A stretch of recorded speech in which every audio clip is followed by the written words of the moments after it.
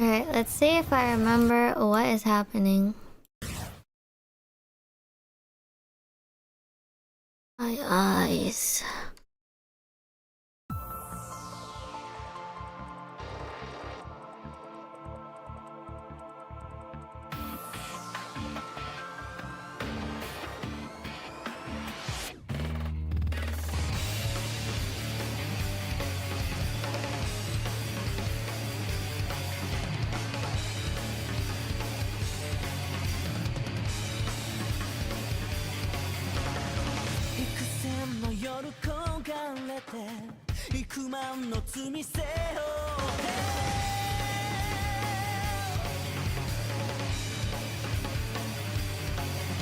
Well, they appeared next to each other because they're twins.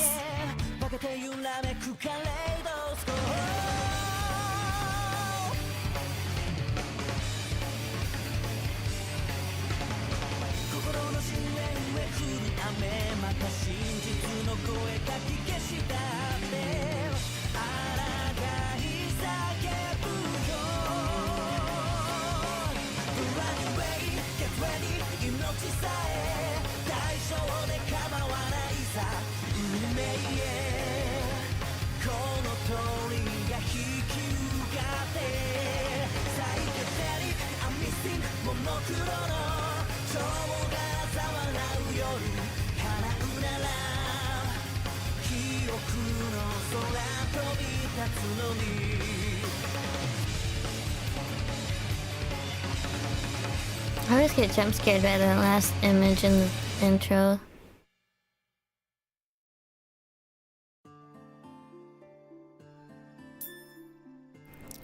Yippee! What was I doing last? Nope. こんばんは、ヤマトくん。Ah. 今日も来たよ。ここはいつも暖かくて気持ちいいね。I suddenly remember everything. でけえあくび。お前最近寝不足なんじゃねえの？俺は昼間寝てりゃいいけど、お前はそうもいかねえんだから。無理して来てくれなくてもいいからな。大丈夫、無理なんてしてないよ。ヤマトくんに会いたくて来てるんだから、心配しないで。変なやつ。Sitting in the grass with his legs crossed, Yamato starts to play with the fallen leaves. I take a seat next to him and start pulling things out of the basket I brought from the hideout. なんだそりゃ。何って、見ての通りのランチボックスだよ。お弁当作ってきたんだ。I open up the lid. The inside of the box is packed with sandwiches, coleslaw, and fruit for dessert. ランチって今夜だぞ。つうかこの姿になってからあんま腹減らなくなったんだけど。Really? でも食べれないわけじゃないでしょ。食事のない生活なんて味気ないよ。一緒に食べよう。後でもいいから。Even if he looks different, I still don't want him to forget his life back at our hideout. It might seem kind of pushy, but that's why I brought the food in the first place. んじゃ今もらう。そういやお前、よく誰にも見つからずに弁当なんか作れたな。みんなのご飯作るついでにちゃちゃっとね。ここに来てからお料理の腕上がったみたい。あ、デザートのイチゴ、うさぎちゃんが持ってきてくれたんだけど、甘くて美味しかったよ。うさぎちゃんね。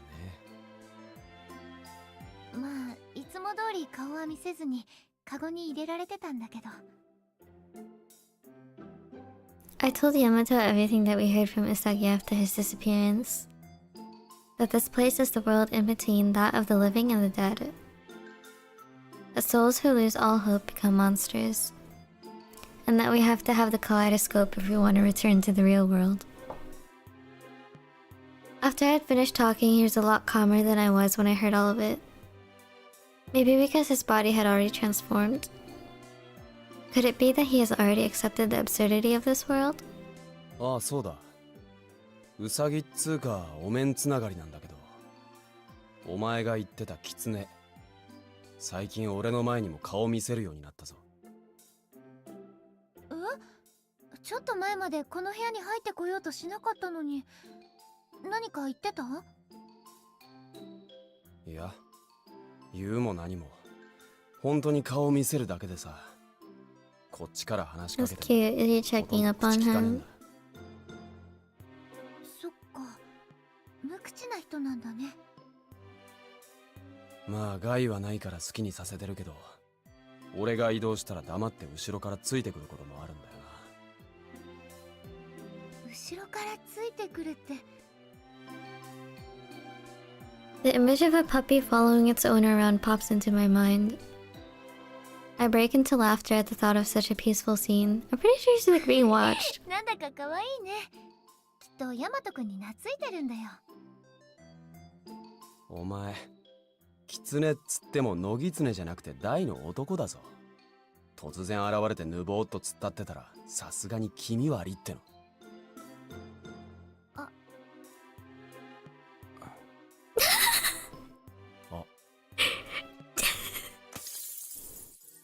It feels as if the air around us has suddenly frozen.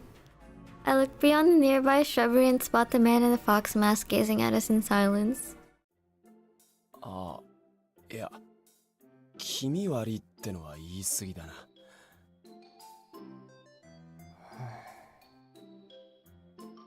そうじゃなくて、なんつうか、じっと見られてんのは気になるんだよ。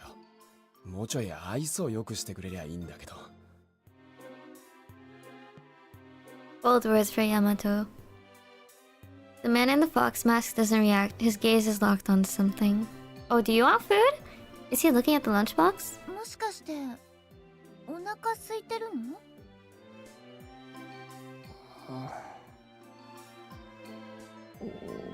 The moment I ask, his stomach growls loudly. やっぱりお腹空いてるんだよね。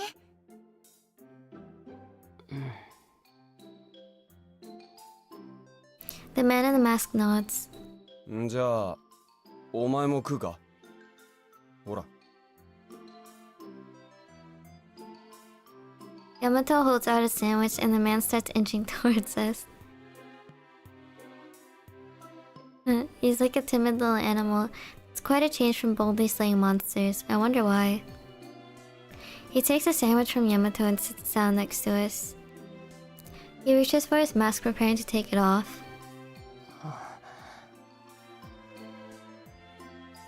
When he notices us staring at him, he turns his back to us before removing it.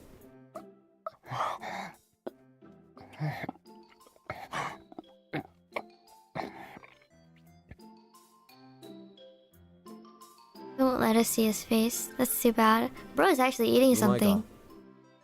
気をつけねえと喉詰まらせるぞ。っ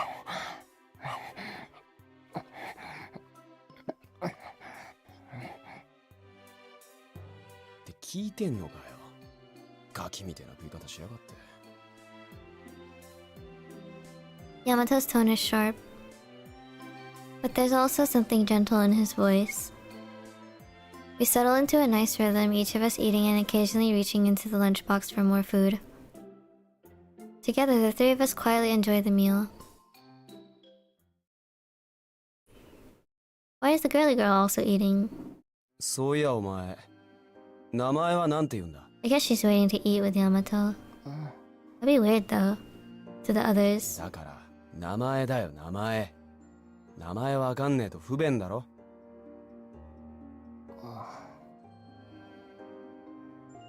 Having finished dessert, Yamato starts to question the man. He puts his mask back on and turns back to us, but it seems as if he isn't going to reply. もしかして、思い出せねえのか？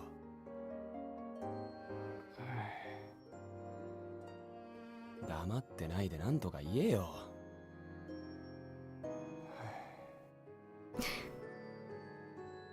He's not refusing or agreeing, but it's sure hard to talk to him without having a name. His gaze meets Yamato's and he shrugs in resignation. じゃあ、余ってる部屋の名前で呼んでいいか？私たち自分のことが思い出せないから使ってる部屋の名前を自分の名前にしてるの。あだ名って感じかな。今空いてる部屋はモンシロって名前の部屋が空いてたと思うよ。ってことでどうだ？狐よりこっちの方がマシじゃねえか？モンシロ。モンシロさん。モンシロ。A tinge of joy seeps into his voice. I can feel how happy he is. He likes it. He's not very chatty, but he's pretty easy to read. 改めまして、私はベニユリです。いつも温室まで連れてきてくれてありがとう。これからもよろしくね、モンシロさん。ベニユリ。俺はヤマトだ。まあこれもなんかの縁だろう。適当によろしく。ヤマト。ベニユリ。ヤマト。ベニユリ。ヤマト。おい、怪しげな呪文じゃねえんだから、そう何度も呼ぶなって。まあまあ、ヤマトくんも突っかからないで。モンシロさん、ちゃんと名前を覚えようとしてくれてるんだよ。ね、モンシロさん。ベニユリ。Haltingly, like a child only just having learned a new word, Monshiro repeats our names over and over. It's so cute, I can't help but smile. I feel a comforting warmth enveloping my heart. 今日は楽しかったね。モンシロさんとお話できて嬉しかったよ。そうか。As always, Monshiro walks me back to the hideout. Before we part ways, I turn to face him. モンシロさんは普段どこにいるの？この隠れ家以外にどこか住めそうな場所があるの？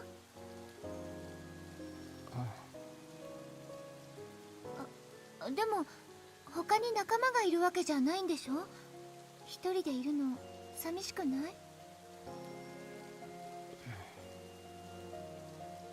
仲間。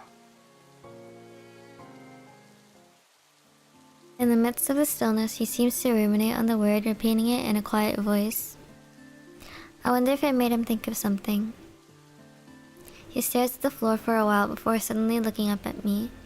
ベニユリ。俺を仲間にしてくれ。仲間ってここで私たちと一緒に暮らすってこと？うん。それは私はもちろん嬉しいけど。I wonder if Hikage and the others will be okay with it. Monshiro takes off the ribbon around his neck and holds it out in front of me. お前は仲間。だから I can say his entire chest. このリボンもらっちゃっていいの？でも突然どうして？これ俺の大事なものだから。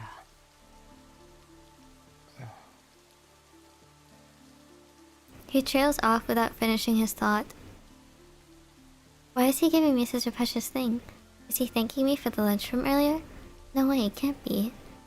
Did I really take it from him? Where? Oh, the ribbon dangles in the air looking lonesome. Hesitantly, I take it with both of my hands. What's nice about this game is that it's so beautiful. Is that the auto automatically stops if there's a decision, so that I have time to save. I hold it gently, getting to know its silken texture. It feels like it's always been mine. 俺は何度もこれに救われた。Oh shoot, should I have been doing some short お前のこ stories? とも守ってくれる。モンシロさんのお守りのリボン。Bro, he's gonna die tomorrow. 今日は帰る。ま日来る。 With that, Manchiro turns and disappears down the hallway. よ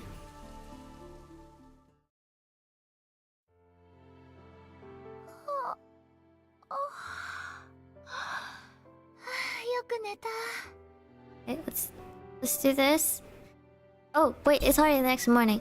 Okay. Hold on. I don't remember if I needed to do short stories. I feel like I do. Oh shit. I'm progressing way too fast.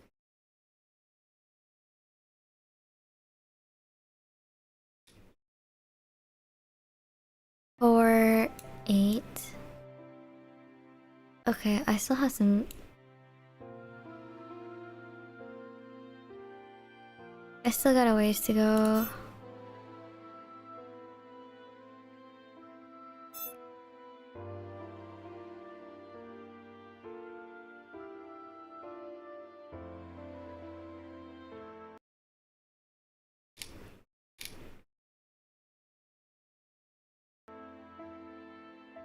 Wait, where am I?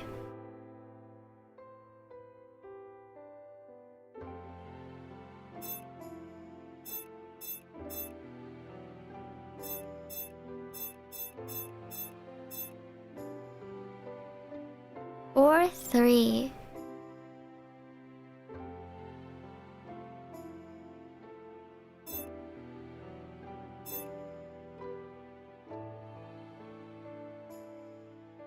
Am I high? Whatever, I'll just do this one.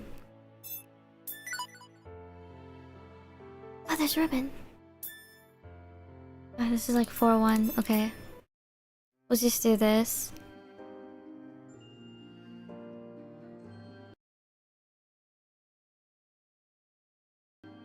I remember one particular winter, back when I was still a child, the cold had finally started to subside and fresh new greenery was popping up all over. One day, my mother sat by the window on her chair, knitting in the warm light of the sun. Between her needles, a very tiny pair of socks was beginning to take shape. They're for the baby due before long. Soon, I would have a little sister. I could hardly wait. However, the following month, my mother had to be admitted to the hospital in order to give birth. I was lonely, but I had to be patient for the sake of my new little sister. I tried to make the most of what little time I had with my mother, so I was always by her side. お母さんのお腹すっごく大きくなったね。 I stare at her pregnant belly and she stops knitting for a moment to place her hand on it. この中に愛の妹が入ってるのよ。妹なんだ。楽しみだな。もう名前は決まってるの？ええ、はるかっていうの。はるかか。かわいい名前。はるか、早く出ておいで。お姉ちゃん待ってるからね。I rub my cheek against my mother's belly. As I do, I feel slight movements from inside. 今赤ちゃん動いた？そうね。きっとお姉ちゃんに触ってもらって嬉しかったのよ。そうなんだ。愛、保育園はどう？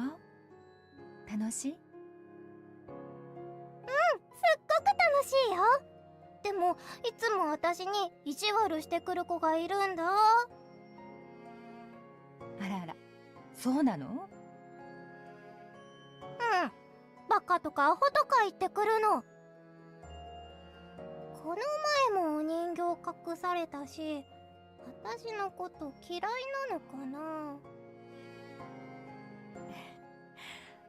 その子はね、きっと愛と本当は友達になりたいのよ。へえ、そうかな。すぐ怒鳴ったり叩いたりするんだよ。それはどうにかして気を引きたいの。そうなの？ええ、今度会った時に一緒に遊ぼうって言ってみるといいわ。きっと仲良くなれるわよ。なれるのかな？ I lean on my hand, thinking hard. だってお友達だったらもっと優しくしてくれるんじゃないかな。あれな。私ならお友達に意地悪なんてしないよ。その人が喜ぶことをいっぱいしてあげたいもん。素敵な考えね。好きな人には笑顔でいてもらいたいものね。お母さんもやっぱりそう思うよね。あなたはこれからきっと友達がいっぱいできるわ。本ね、信頼できる人だってできるし、その中には恋人になる人もいるかも。当？恋人？ちょっとまだ早かったかしら。My mother smiles and takes my hand in hers. ねえ、愛？友達ってたくさん集まるとなんていうか知ってる？わかんない。仲間っていうのよ。仲間？そう。すごく大切なものなの。悲しいことも嬉しいことも分かち合える。そんな素敵な仲間があなたにもできるといいわね。どうやったら仲間ができるの？そうね。あなたが素敵な女の子になったらきっと自然にできるわ。そうなんだ。私、仲間がいっぱい欲しい。素敵な女の子になりたい。じゃあお母さんがおまじないをしてあげるわ。あなたが素敵な女の子になりますように。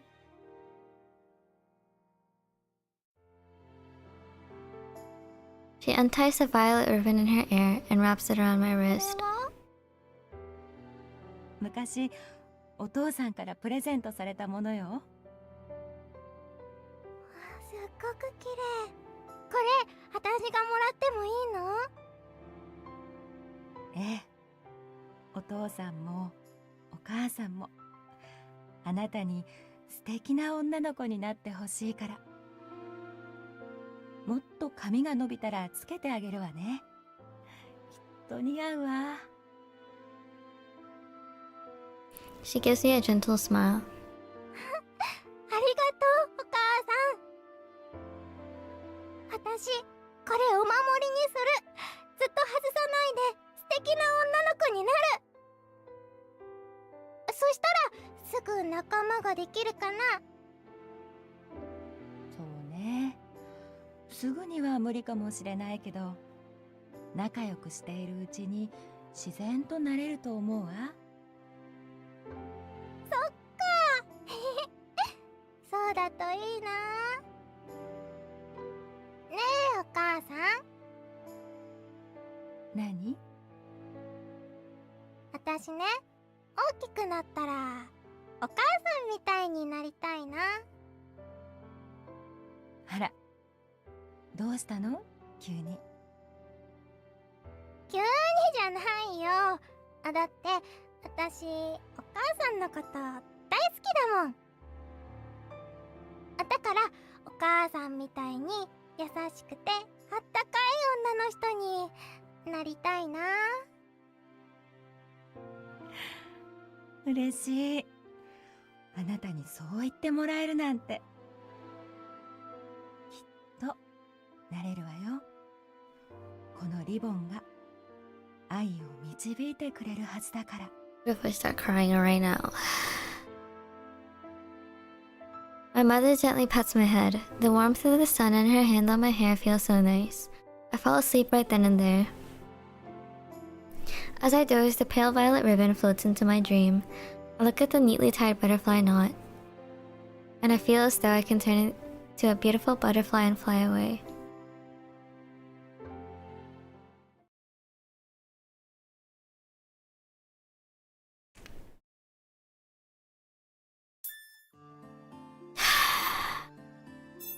No crying yet.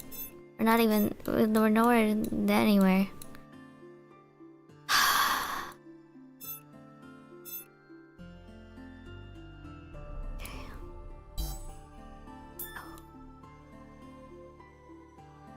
Go back.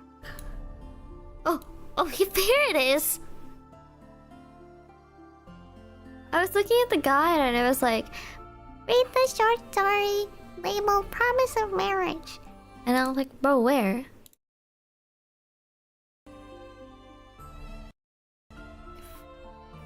I was supposed to read it 2 chapters ago.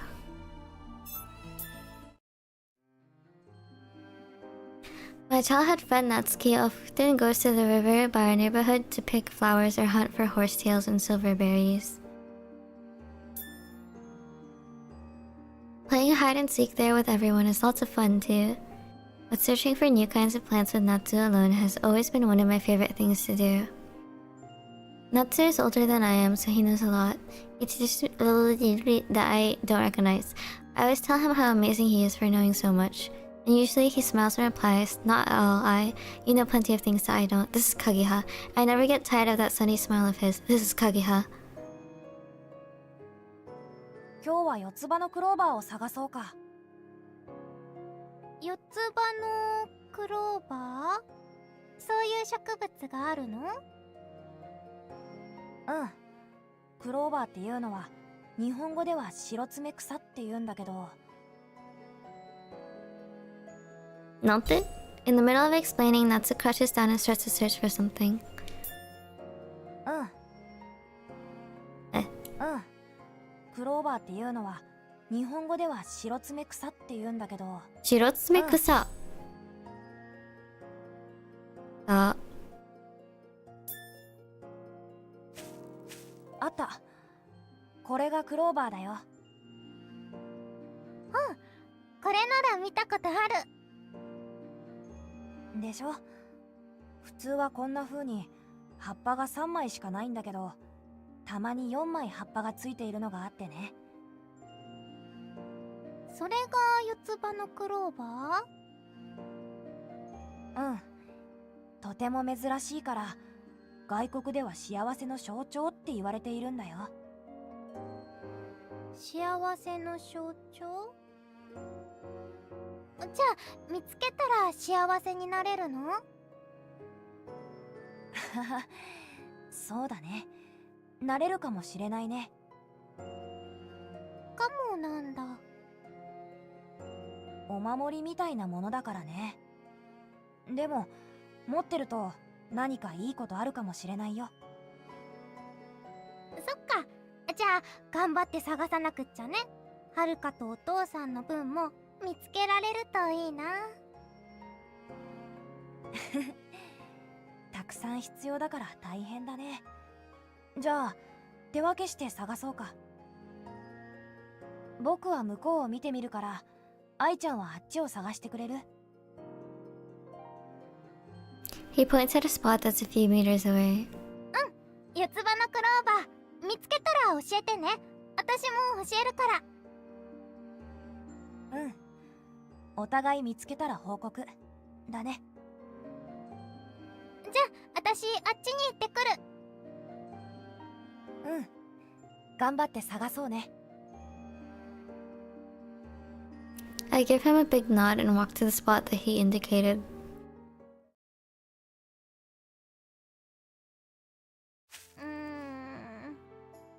これも三つ葉だ。About 30 minutes go by. Shit. The same scene plays back over and over. I get excited thinking I found one, then disappointed when I realize it's only a 3-leaf, and on and on. 四つ葉のクローバーってこんなに見つけるのが大変だったなんて。I guess that's why people say they bring good luck. なっちゃんは見つけられたのかな？ I glance over at him. I see Natsu's fluffy hair going in and out of view in the tall grass. I can't tell whether or not he's found a four-leaf clover yet, though. 一緒に探すのはダメかな。一人だとなんだか寂しいな。To be honest, I'd really like to search together. Still, I'm too embarrassed to ask him. もうちょっと一人で探してみよっと。Looking down once again, I continue my search. Remember when I did this with my friends? Remember there's like, spent like 15 minutes searching, and I found like 3. I check and double check a fairly large area, but still to no avail. Not a single four-leaf clover. はあ、一つくらいはあると思ったんだけどな。愛ちゃん、見つかった？なっちゃん。I turn around and see Natsu standing behind me. それがね、一つも見つからなかったの。なっちゃんはどうだった？ I pressed it into a book, 僕も but then I forgot about it, so it's in a dictionary somewhere. Those three clovers. そっか。なっちゃんも見つけられなかったんだね。うん。これだけ広い場所だったら一つくらいは見つかると思ったんだけどね。This is foreshadowing because you're all gonna そうだ die. ね。それだけ貴重ってことなのかな。幸せの印欲しかったのにな。I slouch my shoulders in disappointment, and Natsu gives me a troubled look. ごめんね。僕が見つけられなくて。なっちゃんは全然悪くないよ。また今度別の場所を探してみたら見つかるかもしれないし。そうだね。また今度探そうか。四つ葉のクローバーじゃないけど、愛ちゃんにプレゼントがあるんだ。何？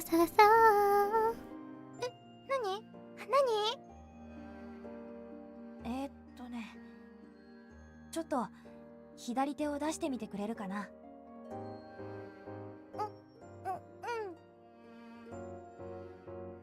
As I hold out my left hand, I wonder what it could be.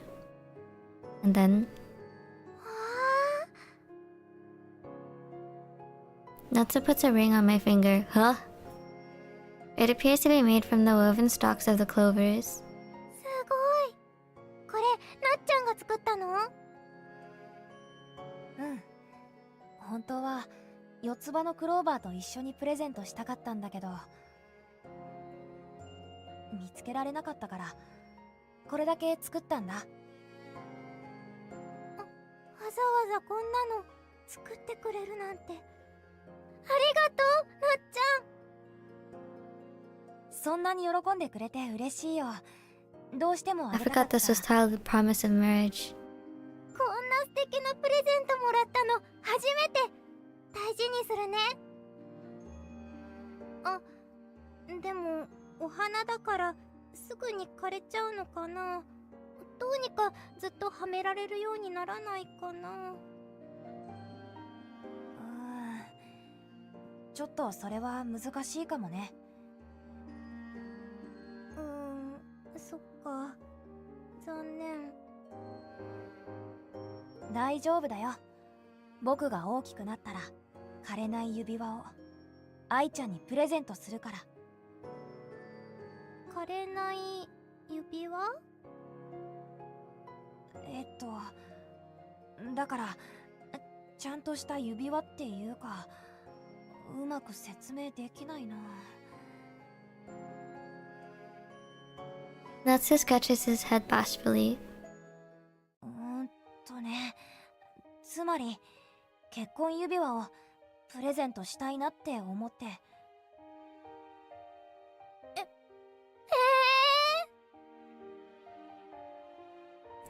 His words are so unexpected I can't help but cry out. Marriage? Marriage! We'd end up like a mom and a dad if we did that though, wouldn't we? I've never even considered something like that, so I'm totally stunned. もしかして嫌だったかな。 Bro, if I was a preschooler, I'd be like, what the fuck is a marriage? すごく嬉しい。ただいきなりだったからびっくりしただけで。I try to adequately convey my excitement, but the words just won't come out the way I want them to. よかった。じゃあ改めて言うね。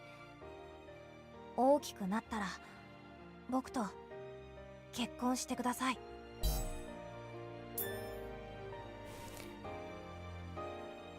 Benny is so cute!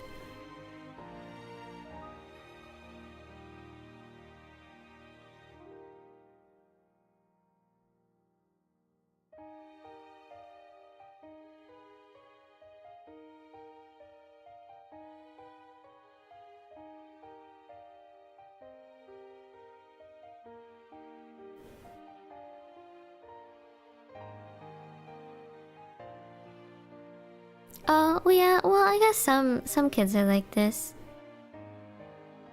I remember one time I was watching my family friend's niece. She was really young, and they were playing Minecraft on their iPads. And then she gave the cows like a wheat, and then she was like, "Oh no, they're having a baby. We have to look away." It was so cute. She's like, "We have to look away. We can't see this." Natsu gets down on one knee and takes my left hand. His own hands had radiating heat. I was so embarrassed to have him looking at me with such intensity. All I can do is nod yes. よかった。断られたらどうしようかと思ってたから。そんなことないよ。この指輪大事にするから。枯れても宝箱に入れておくから。だから約束忘れないようにしてね。うん、もちろんだよ。愛ちゃんも覚えててね。絶対に忘れないよ。あ、そうだ。ねえなっちゃん、ちょっとだけここで待っててくれる？どうしたの？私もなっちゃんにプレゼント持ってくるから。え？そんなのいいよ。君が受け取ってくれただけで僕は嬉しいんだから。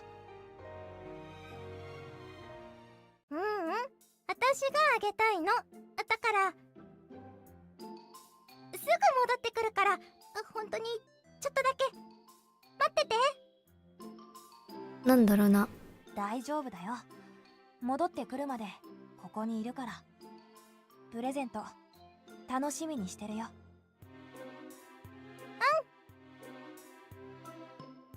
I ran off to the area I had been searching earlier. I want to make a ring for him too. Still, it felt a little embarrassing to put it together right in front of him, so I wanted to come over here to make it. やり方わからないよ。かな。Mom taught me how to make a ring a long time ago, and I still sort of remember how. But thanks to my urgency, I can't seem to get it right. I lose count of how many clovers I run before finally making a ring that I'm satisfied with. できた。早くなっちゃんのところに戻らなきゃ。I wave at Natsu as I start heading back towards him. He smiles and waves back at me. なっちゃーん。I can hardly wait to be back next to him, so I run the short distance as fast as I can. なっちゃん、これ。この指輪僕にくれるの？ His eyes widen in surprise as I hold the clover ring out for him. 私になっちゃんがくれたのみたいにはうまく作れなかったけど、結婚指輪って男の人もするのかなって思って、お父さんはしてるから、だからなっちゃんにもあった方がいいかなって。すごい嬉しいよ。ありがとう。He smiles at me, his joy overflowing. It's so different from his usual gentle smile. It makes me happy to see him like this. じゃあ今度は愛ちゃんが僕に指輪をはめてくれるかな。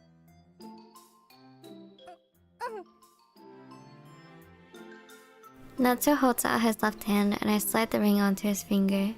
あれ大きかったかな。The ring is a little bit loose on his finger. 大丈夫。ほら、こっちならぴったりだよ。これで二人ともお揃いだね。He smiles and slips the ring onto his middle finger. 本物の結婚指輪みたいだね。大人になったらきっと本物の指輪を持って迎えに行くから、それまで待っててくれる？なっちゃんが迎えに来てくれるまでずっと待ってる。必ず迎えに行く。約束だよ。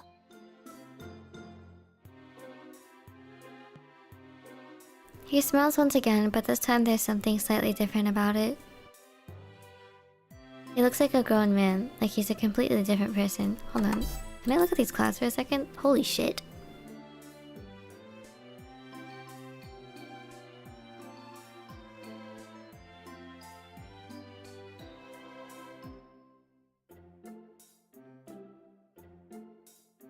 These are some fucking good clouds.「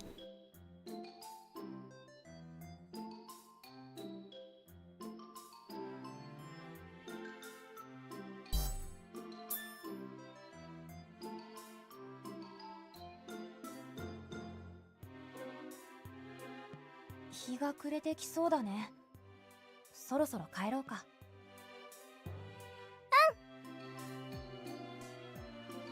I don't know which one of us made the first move, but we end up holding hands as we make our way back to the park together. His hand grips mine securely. I love the way he holds my hand. After walking for a while, I glance over at him. What kind of dress might I wear for a wedding? I wonder if he'd look good in a white tuxedo. I'm consumed by thoughts like these. After getting home, I gaze non-stop at the ring on my left hand. I never wanted to take it off. It feels as though removing it would break the spell, and all of it would disappear. During dinner, Dad observes my left hand, doubt in his eyes. I'm so happy it doesn't bother me at all. I wish I could be all grown up tomorrow. He said he would come for me. I can't stop thinking about Natsu's smiling face. In floriography, a clover represents promise. Of course, I didn't learn that until much later.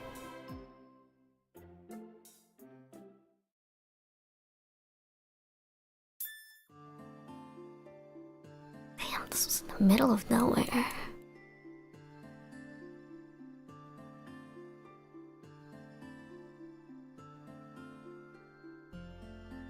So, okay. This ribbon is, Monshiro's ribbon. Okay. Where am I? You're right, I am.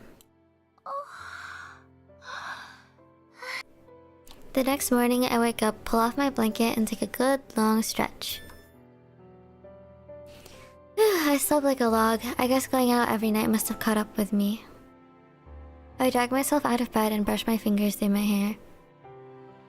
I take my hairpin and reclasp it in its usual place.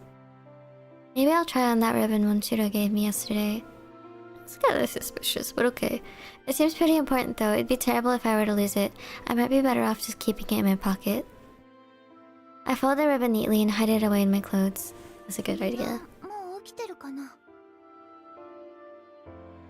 Just as I'm making my way down to the living room. What's that? I can hear loud voices behind the door. Did something happen? A little bit. I know there is no reason to be sus of Manchiro, but I still am a little bit. Once I'm down the stairs, I can see that the source of the commotion is a ring of people circled around somebody. Wait, is that 僕 Man は of the 賛 hour? 成しにくいな。いきなり仲間になりたいなんて言われてもね。モンシロさん。 I rush down the stairs and everyone turns to face me at once. モンシロさん？それって彼のこと？あ、ベニューリ、君がここに連れてきたのか。この男、君とどういう関係だ？つまりその。Flustered, I struggle to think of something. I know Manchiro because of Yamato, but Yamato asked me to keep our meeting secret. I'd be breaking my promise to him if I told them. But if I don't say something, they're gonna get more and more suspicious. What am I gonna do? I really don't want to lie, but Hikari isn't the type to let something like this go. 紅ゆりは悪くない。俺は自分で来た。モンシロさん。 Is he trying to protect me? Manchiro draws close to me as he answers Hikage. I appreciate the gesture, but still. Our shoulders are touching. We're awfully close to one another. 君には聞いていない。少しベニューリから離れろ。やだ。離れない。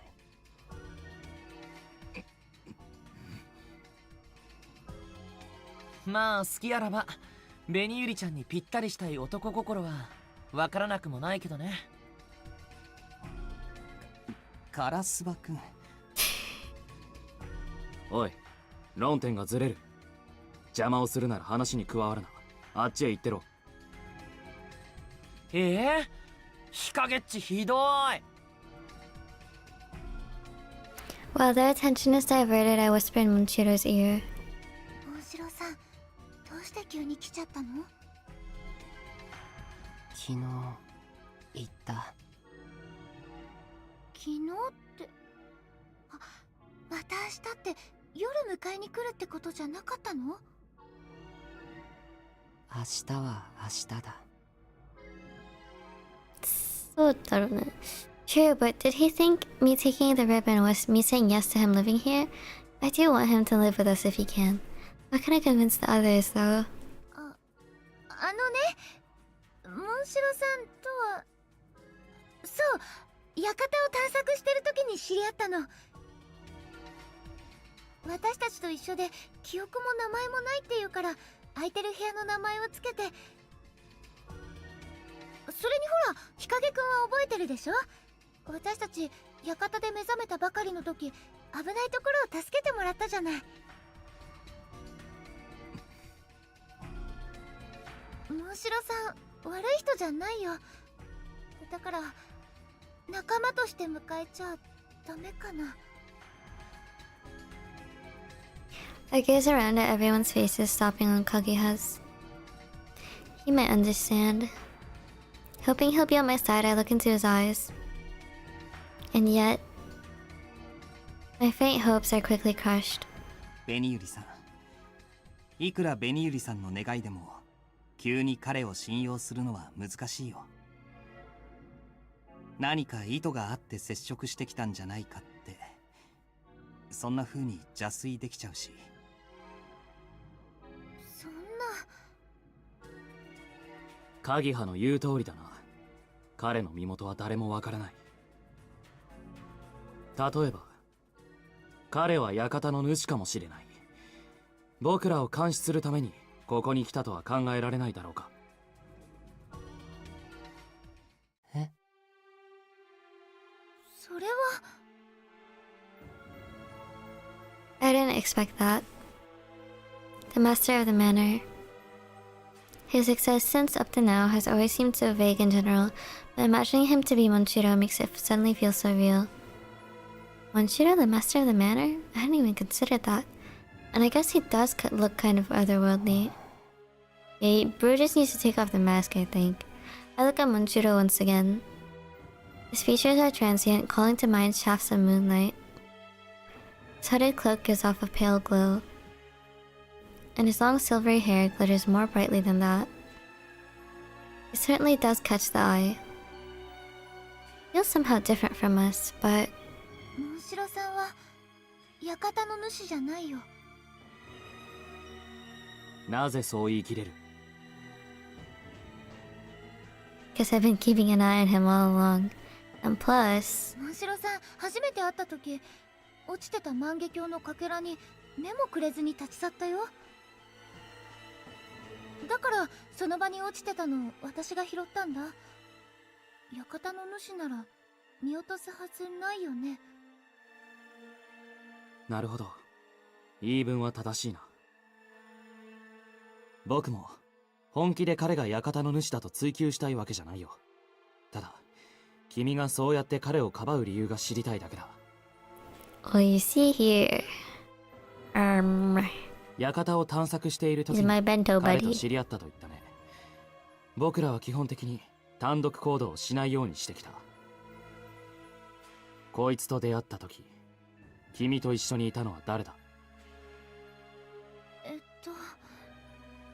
それは。Now what? Am I gonna have to tell them I was with Yamato? I really don't want to lie to them. その時一緒だったのは。俺だよ俺。俺とベニユリちゃんがペア I 組んで knew る時 someone に was gonna speak up, but I didn't know who it was gonna be.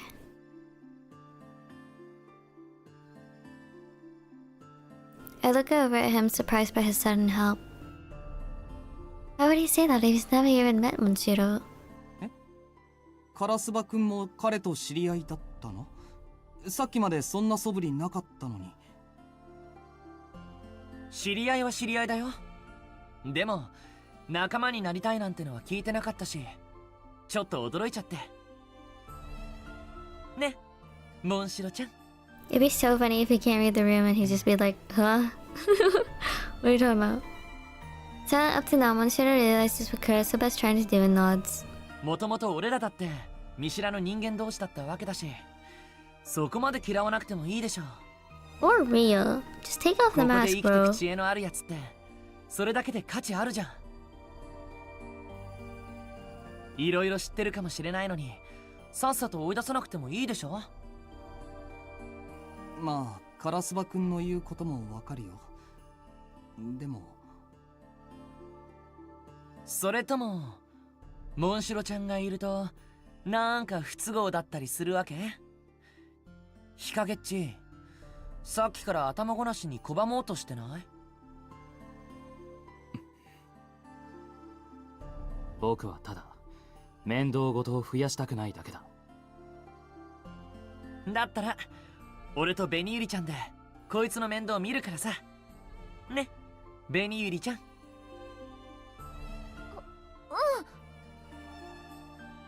じゃあ決まりってことでいいよね。わかったよ。好きにすればいい。Ikage sighs heavily and turns away. So, does this mean they're letting him stay? 待って、カラスバくん。ん？さっきは助けてくれてどうもありがとう。I call out to him as he starts heading back to his room. He turns and looks back at me and Monshiro, flashing us with his usual playful smile. いいよ別に気にしないで。モンシロちゃん、仲間になれてよかったね。I don't trust Karasuba. Monshiro bows his head and Karasuba's smile grows even wider in response. あ、モンシロって部屋ここだから今日から自由に使いなよ。I don't trust her. そう、ここ。ほこりっぽいから掃除した方がいいと思うよ。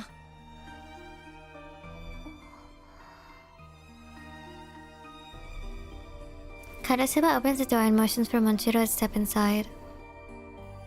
What a strange sight. I never would have thought Karasuba would have been the one to help us. ベニユリちゃん、どうかした？ Is there like brownie points or something? ただカラスバくんがモンシロさんのことを受け入れてくれたのが意外で、見知らぬ人連れてきたら真っ先に反対しそうなのに、どうしてかばってくれたんだろうって。理由ってほどの理由はないんだけど、あえて言うなら得点上げかな。困ってるベニユリちゃんを助けたら好感度はアップみたいな。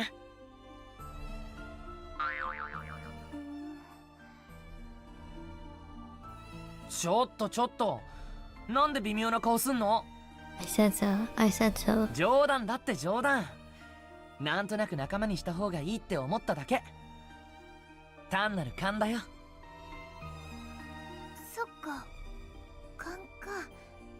なら私と同じだ。私もモンシロさんは大丈夫って気がしちゃって。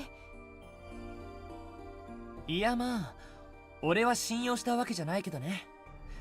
損得で考えて得って感じただけで。得？こいつは必要なんじゃないかってね。妙なやつだとは思うけどさ。He looks into the room as he finishes speaking, and I follow suit. Monshiro has entered the room and is staring straight at the lamp as it casts its bright light all around the room. Please don't stare ベ directly ニユ into リ the ちゃん lamp. さ、なんか隠してるでしょ。あいつとのこともそうだけど、最近なんか様子が変だったし。He saw right through me. そんなこ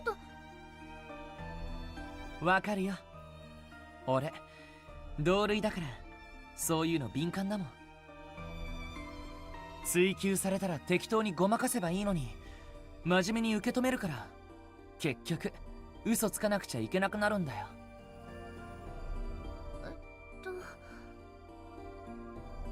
探索中にモンシロちゃんと出会ったってのは嘘で、なんか訳ありなんでしょ。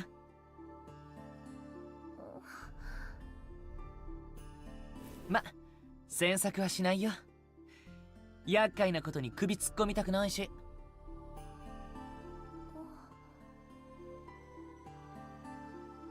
Karasuba's pretty sharp. He acts like he doesn't worry about the thing, but in reality he's always paying close attention to what's going on. ごめんなさい。そのごめんは何に対するごめん？何も話せないこと？嘘を引き受けさせちゃって。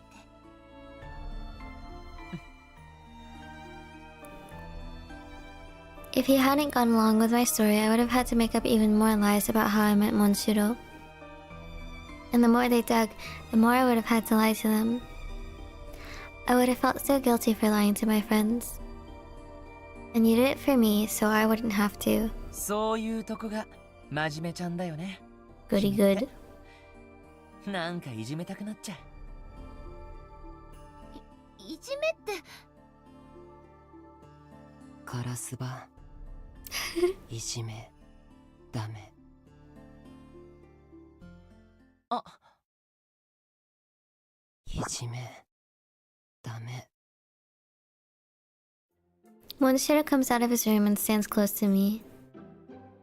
Our shoulders touch, and I can feel the warmth from his body. He's really like a dog. モンシロさん、さっきも思ってたんだけど、ちょっとだけ距離が近いよ。そうなの？ダメ？ダメじゃないけど。He didn't even realize it. はあ、モンシロちゃんずるいな。俺もくっついちゃおう。ギュッ。カラスバくん、なんで抱きついてくるの？俺もベニユリちゃんとイチャイチャしたいもん。ダメ？ダメです。早く離れて。モンシロちゃんだけずるくない？エコひいき断固反対。エコひいきしてるわけじゃなくて。Yeah, she was just like, damn it. ガスバ、いじめ、ダメ。ベニユリをいじめたら許さない。いじめられてるのはこっちだって。ベニユリちゃん、俺にだけ冷たいんだもん。いじめ、ダメ。ちょっとそう言いながら俺のベニユリちゃんにすがりつくのやめてくんない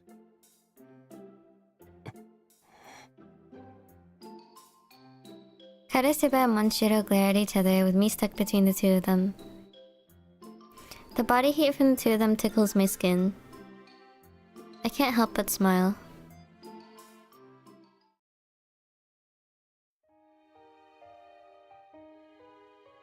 Yamato's departure had put a lot of strain on the bond between us, but now with Monshiro here, it feels like we have a whole new pillar of support. His presence has gone a long way towards making things feel a little more like they used to. The tension and awkwardness between us has eased, and we're all feeling more positive. The change has made us even more motivated to track down all of the kaleidoscope shards. Monchiro's gentle demeanor makes it hard to believe how agile he is when we're fighting the monsters. It's as though he has been in the manor for years and he has made a formidable ally. Ikage and Kageha are still wary, not yet able to trust him completely, but Karasuba has been acting as a go-between for the rest of us, and we've been spending more and more time sitting and talking together. 今日は一日中歩いて疲れたね。よく眠れそう。疲れた。どうして？たくさん歩いたからだよ。モンシロさんはそんなことない？ってあんまりくたびれてなさそうだね。俺は平気。全然疲れてない。After returning from a foray into the manor, Monshiro and I are standing and facing each other in the hall. I'm totally beat, but he looks like he's just getting started. He's incredible. He's not even breathing heavily, and he doesn't even flinch when we're fighting monsters. ベニユリ、どうかした？どうもしないよ。ちょっとモンシロさんを頭の中ですごいなって思ってたの。すごい。He has probably been here for years. モンシロさんは頼りになるなって。私もいつかモンシロさんと同じくらい強くなれるかな。なんてずっとこの館にいるつもりじゃダメだよね。万華鏡を完成させて元の世界に戻るんだから。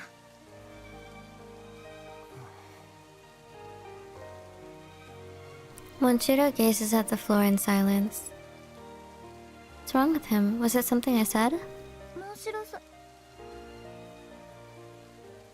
ならなくていい。強くならなくていい。俺はずっと一人だった。だから強くなった。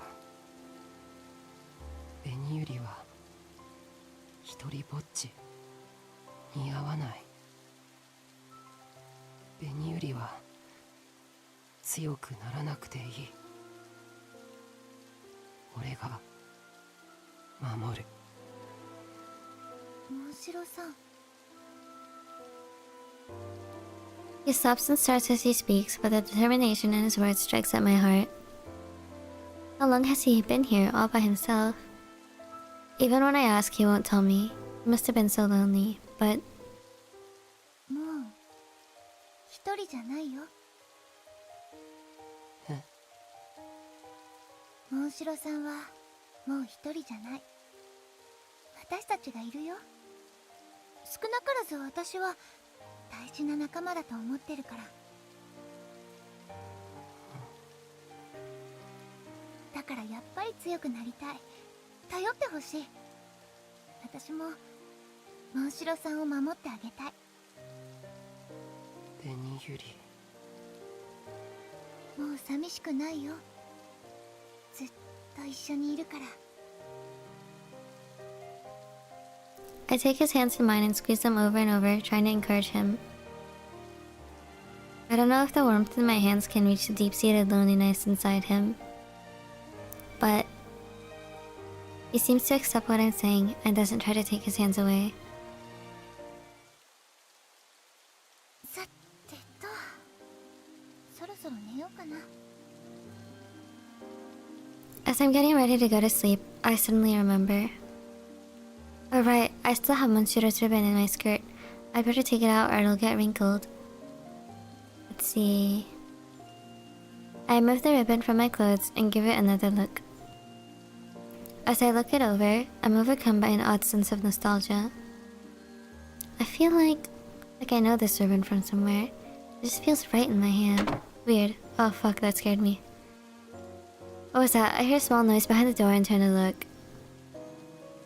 Did I just hear something? Someone there? I place the ribbon on the side table and walk over to the door.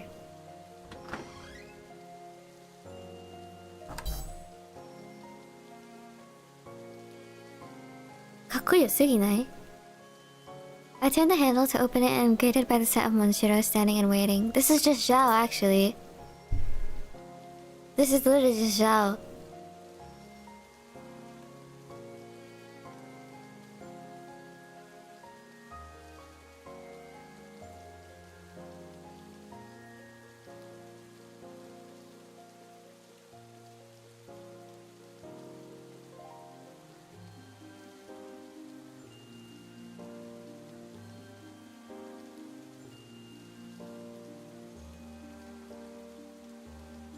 Little pinwheel is so cute. びっくりした。モンシロさんか。こんな時間にどうしたの？何か用事でもあるの？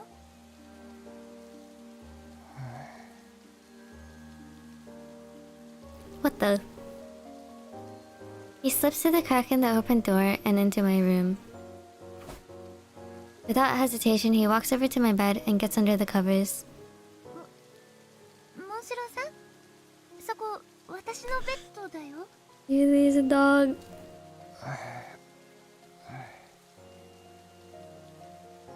もしかして寝ぼけてるの？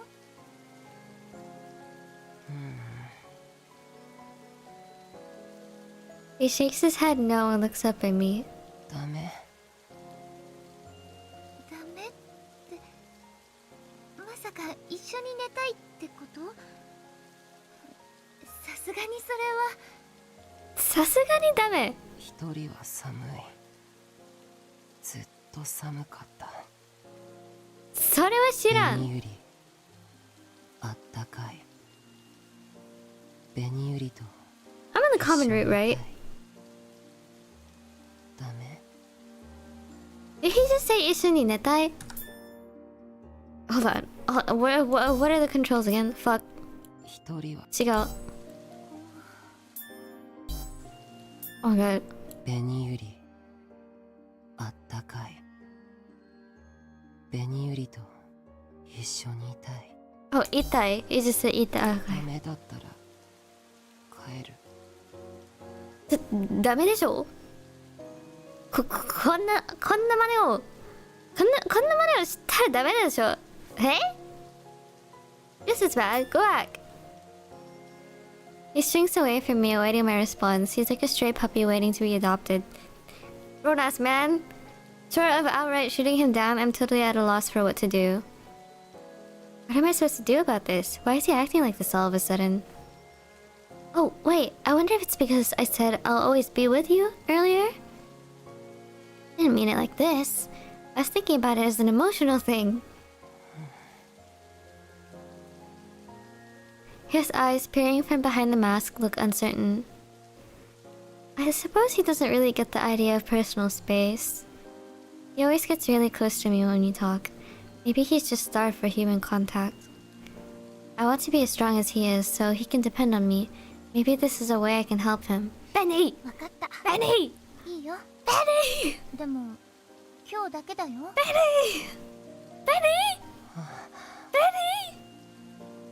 今日だけ一緒に寝よう。ベニユリ。 Oh my gosh, she can't say no. I suppose there's no harm if it's Monshiro. じゃあちょっと場所 Oh 開けて。 Lord. Oh Lord.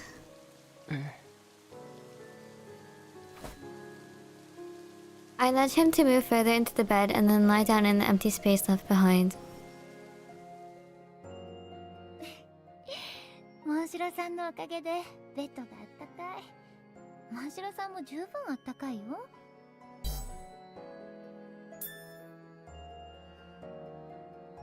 Platonic bed sharing.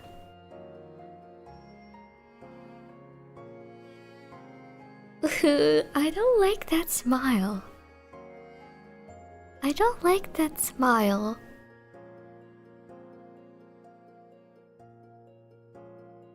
Why is Benny Yuri's hair like so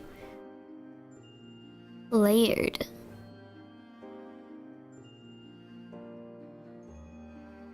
Does she have Ichika hair? Does she have Ichika Hoshino hair?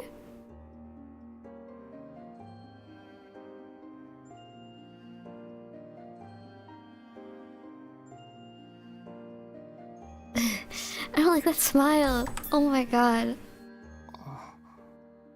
俺が？うん。自分じゃわからない？ He's like playing with her hair too. わからない。でもベニユリの方があったかい。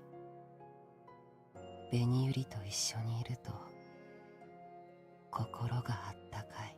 Oh, he said Benny's warmer. シロさん。 I don't know why they didn't include it in the translation though. Taking that feeling, he moves in closer to me. It's so adorable, I can't help but crack a smile. That's a grown-ass なんで man. 笑ってる？なんでもないよ。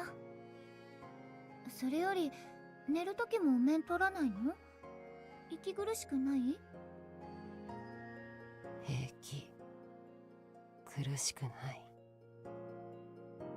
そっか。 What's going on under his mask? Why does he always hide his face? モンシロさんは謎が多いね。どれくらいここにいたのか、どこで生活してたのか、どんな顔なのか、全然教えてくれないし。嫌い？嫌いになる？ならないよ。仲間なんだから。そんなことで嫌いにならない。心配しなくていいよ。話したくなったら話して。それまで気長に待ってるから。うん。気になっていろいろ聞いちゃうかもしれないけど、それくらいは許してくれると嬉しいな。 Feels like a sleepover now. わかった。 In the stillness of the night, we continue to whisper back and forth to each other. Sound of our words is a comfort to my ears, and before long I feel myself starting to drift off. I'm getting sleepy. ベニユリ、もう寝る？ごめん。もう眠っちゃいそう。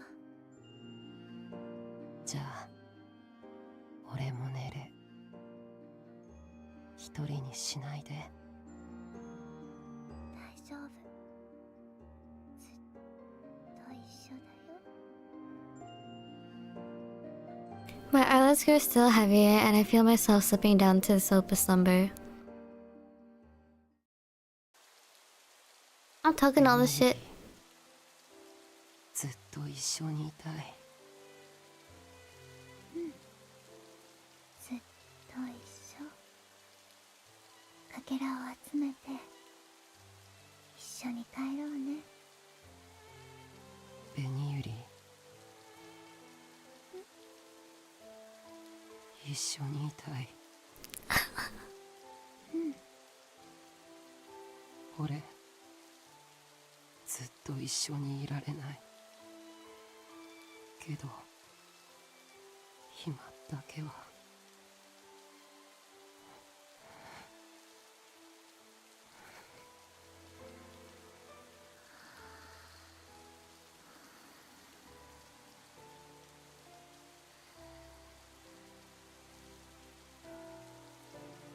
I feel like he's just told me something incredibly important.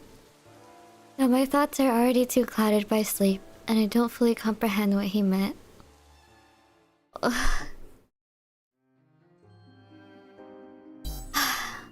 I'm talking all that shit, but like honestly, if like a character voiced by Matsuoka Yoshitsugu, or to me personally, be like, damn it, I'd fucking fold as well. A few days later, I was really hoping someone would see Monshiro coming out of her room. だんだんみんなと打ち解けてきたみたいなんだ。 Hopefully Karasuba, because that'd be funny as fuck. 協調性ねえのにどうやって。特にカラスバくんが面倒を見てくれてね。暇な時は2人でボードゲームとかしてるみたい。モンシロさん結構強いんだよ。へえ、意外なこともあるもんだな。まあ元気にしてんなら何よりだ。なあ、モンシロ。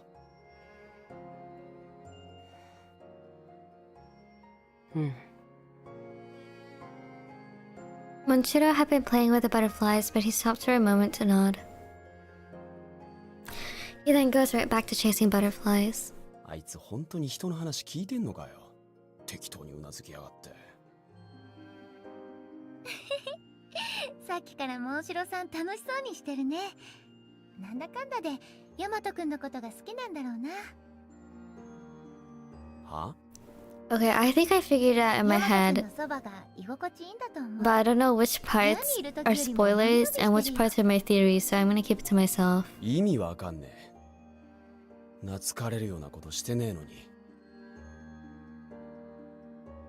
But there's no doubt that he acts totally different when he's here. He must be happy because we haven't come by here in a while.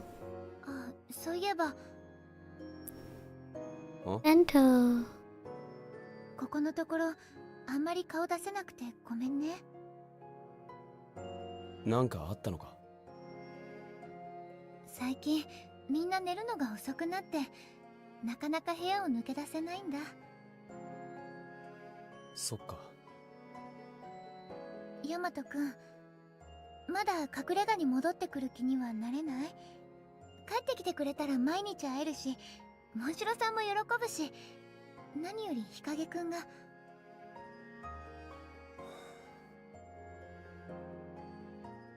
日陰くんが待ってるよ。態度には出さないけど、兄弟の安否がわからないってとても心配だと思う。そうだよな。分かってる。けど今はまだダメなんだ。今はまだ。ヤマトくん。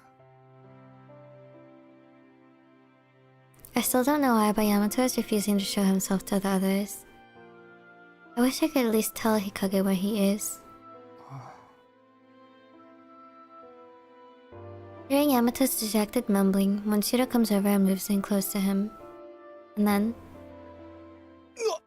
急に何すんだ? Nade. Suddenly he starts furiously rubbing his hand all over Yamato's head. いっておいモンシロ、喧嘩売るならもっとマシなやり方にしろ。ヤマト。 No, he's not trying to fight, he's... そうじゃなくて、多分慰めようとしてるんじゃないかな。慰めるために人の頭ひっつかんで振り回すやつがどこの世界にいるんだよ。今この世界のヤマトくんの目の前に。モンシロさん、人との距離感があんまりつかめてないみたい。カラスバくんと話す時もぴったりと寄り添いながらだし、逆に日陰くんの時は何メートルも離れてるし、人と接することに慣れてないんだよね。ああ、モンシロもういい。気持ちは分かった。十分分かったから。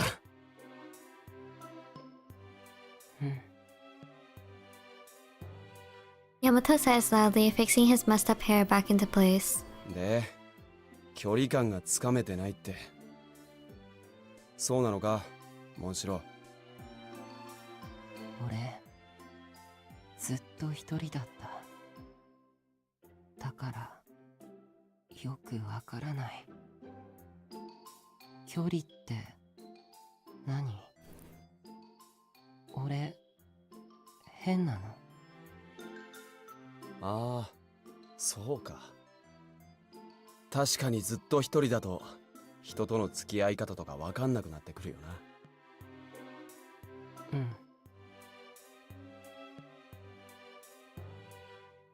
As if a reminder of himself, Yamato smiles. He must have felt lonely being here all by himself, and yet he still won't come back. モンシロ、よく覚えとけ。人を Oh 慰め good, ると someone's teaching こうするん him. だ。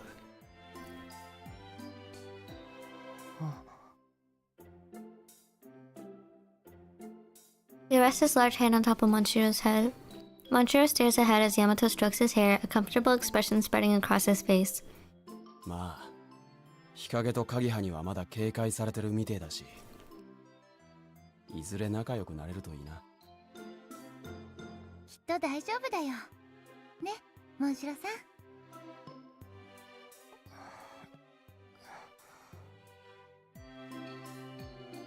Monshiro remains silent and continues to allow Yamato to pat the top of his head. あ、そうだ。お前ら、あの部屋は行ったことあるか？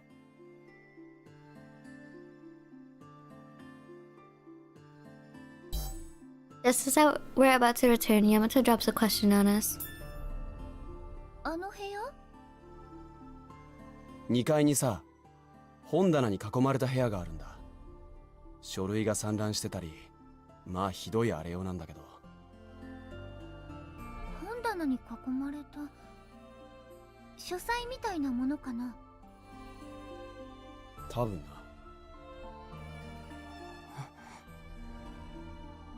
一日中やることもねえから、たまに館の中出歩いたりしてんだけど、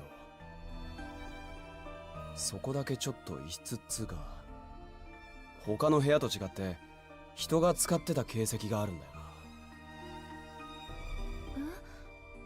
な。私たちの他に誰か住んでるってこと？うさぎちゃんかな？それともまさか。 A master? My stomach twists into knots at the thought of it. 扉が開いてたから中調べようとしたんだけど、近くを黒い蝶が通り過ぎたから、その日は退 Oh, 散 you're したんだ。 already covered in black butterflies, it's fine. そっか。私は行ったことないな。モンシロさんは心当たりある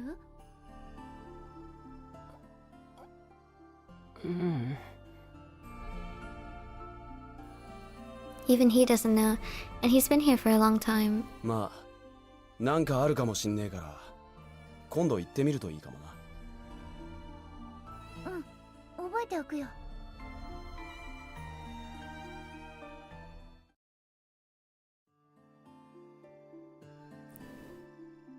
Our exploration teams change every day. The next time we go out, I'm paired with Hikage. This is the first time Monshiro won't be with me. He looked a little sad, like a bird ripped away from its nest. When Karasuba and Kageha led him away, he kept looking back at me. Compared to the first floor, which we've mapped out pretty well, the second floor is basically unexplored. Hikage and I decided to make our way up the central stairs in the entrance hall. I'm hoping I might be able to find that study that Yamato mentioned. He mentioned that there were traces of someone having been there, and I just can't get that thought out of my mind. Who could it be? And what could they have been doing there? These thoughts bubbling in my mind, Hikage and I continue on into the depths of the manor. As we walk, I'm careful to keep one eye on the seemingly endless wall of masks. I can't find that room Yamato was talking about. if Yamato found it, it must be behind a secret door or something, like the greenhouse. I feel like Hika's gonna confront us here. The doors are positioned at regular intervals on the wall, and I test the handle of each one as we pass by. Each and every one of them is locked. I let out a sigh every time I hear the same obnoxious rattle as I pull on the handle. I should have asked for more details. I guess it makes sense that it'd be hard to find though. I only heard about it yesterday. ベニューリ、今日はやけに積極的だね。何か探しているものでもあるの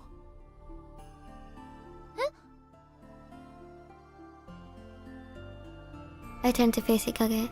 His arms are folded and his eyes bore into me. いつもは背を丸めてどこか頼りない感じなのに、今日は背筋を伸ばして歩いているから、何か目的でもあるのかなって。別に今日に限ったことじゃないよ。今までだってかけら集め頑張ってたよ。そうだっけ？うん。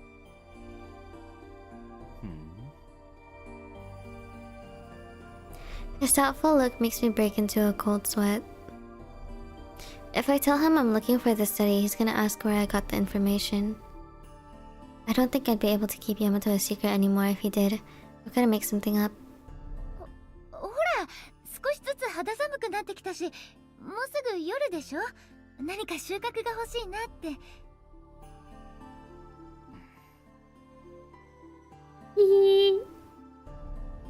He's staring daggers at me. 先を急ごうね。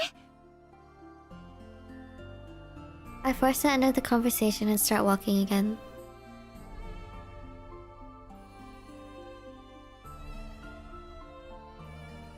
We continue passing onward down the hall. To the left and to the right, the decor all seems to blend together.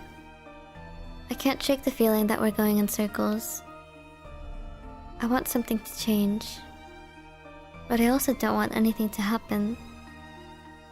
The contradiction makes me laugh at myself.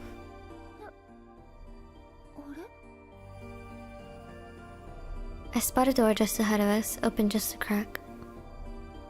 Through the thin gap, I see books piled high. Could that be the study? 日陰くん、ちょっとこっち来て。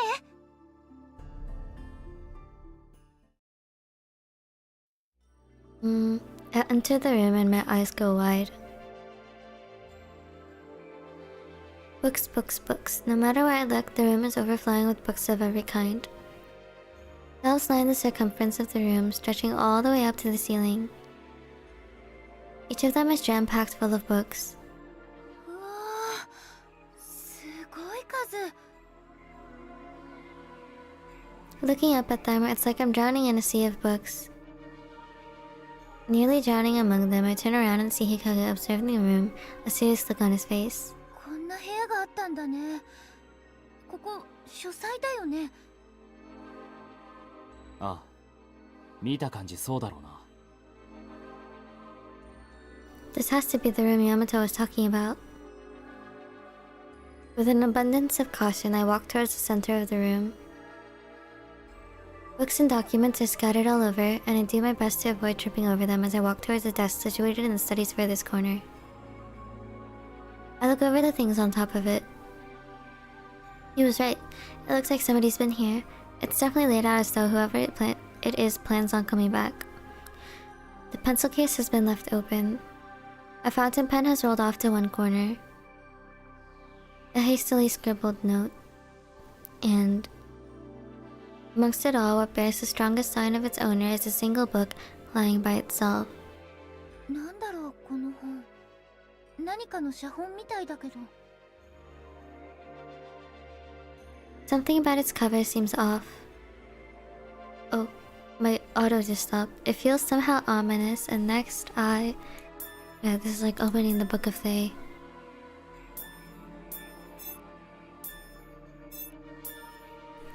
Okay, where am I even?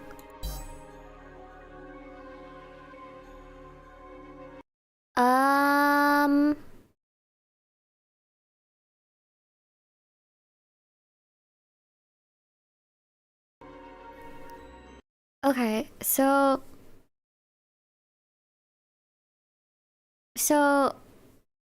one of the options is just straight up a bad ending. But I kind of want to see it. So let's pick it up. Yeah. In my heart, I take it into my hand. 何これ。 The instant I touch it,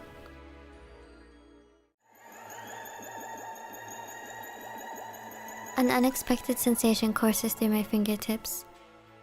The books are bound in damp, thin leather. It feels creepy, almost as though I'm touching a corpse. My sudden impulse is to let go. And yet, unconsciously, I find my fingers turning the faded pages. One after another, the pages make a dry sound and the wind makes them resist my attempts to flip through them. It's written in a foreign language, so I can't read it. However, the illustrations of magic circles and anatomical diagrams makes me think it refers to something ominous. What? Are we doing witchcraft in here? This is dangerous. Something might happen to me if I keep looking at it. And yet, I can't look away. It really is the Book of They. Suddenly, the open book gives me the illusion of a small well. A wind blows from darkness. I peer into the abyss and am sucked into it.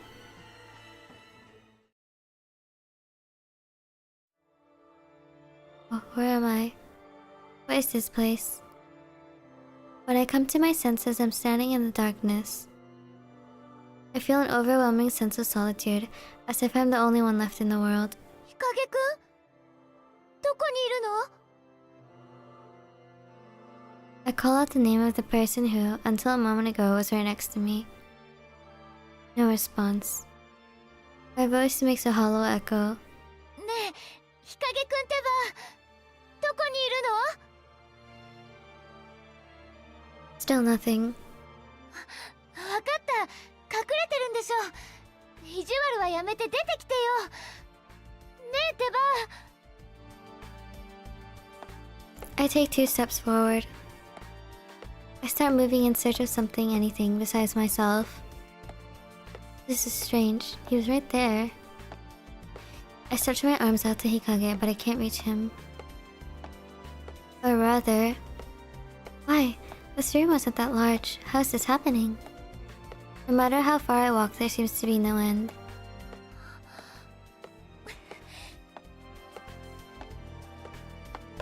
My pace quickens and soon turns into a full-out run. I want to bump into something. I don't care what. And yet, that desire remains unfulfilled. I run on and on, thundering steps echoing in this unending darkness. 影くん、みんな、どこにいるの？お願い、返事をして。私を一人にしないで。 I run and run. On and on. How much time has passed? I've lost all sense of purpose. I'm a puppet that can do nothing but run. With what little mental faculty left to me, I think. Where am I headed? Am I climbing to heaven? Or am I descending to hell? Or maybe I haven't taken a single step from where I was. I was supposed to be in that large manor. But does it even really exist? Maybe all of the people I met were an illusion. And as everything begins to merge into the darkness, even my consciousness becomes hazy. And so... After peering carelessly into the abyss, I run endlessly with legs I can't be sure are mine. I run for an eternity in the infinite darkness.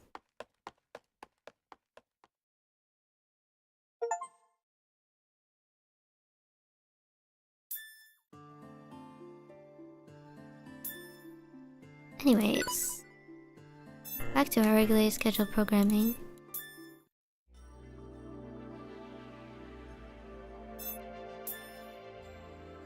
Instinctively, I turn away from the book.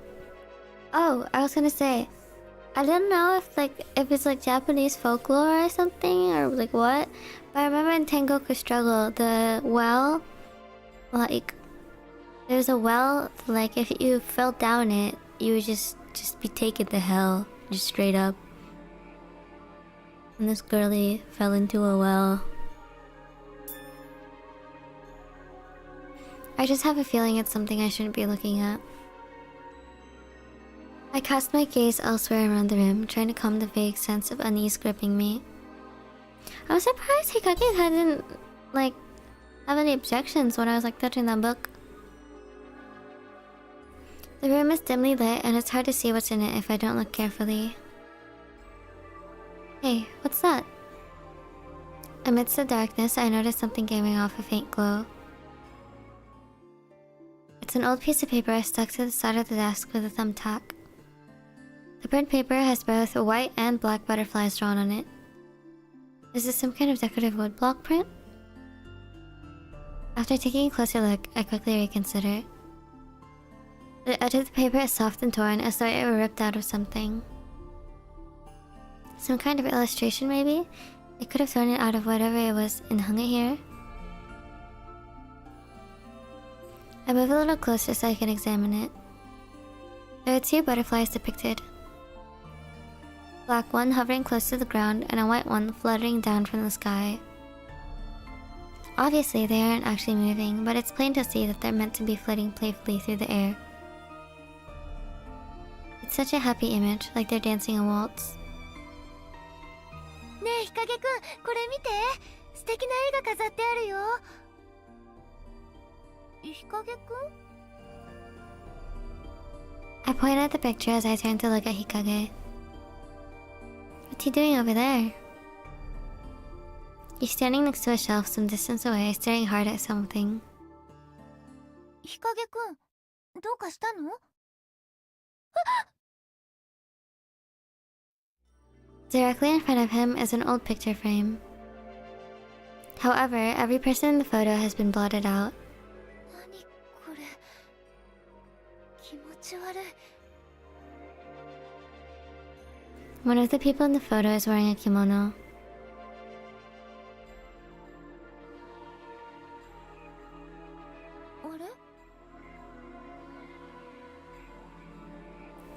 There's a color. Wait, did I read that out loud? Fuck.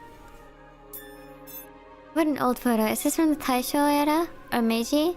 Or maybe even before that. There's a color photo laid bare without a frame on the shelf. I pick it up and take a look at it. This one's newer. There's a little kid in it. ねえ、日陰くん。 Bro is focused up, just as I'm about to ask a question. 今の声って。 外から聞こえたな。どうやらこの部屋のすぐ近くみたいだ。Hikage closes his eyes in concentration, and his gun materializes in his hand. He grips it tightly and signals to me with his eyes.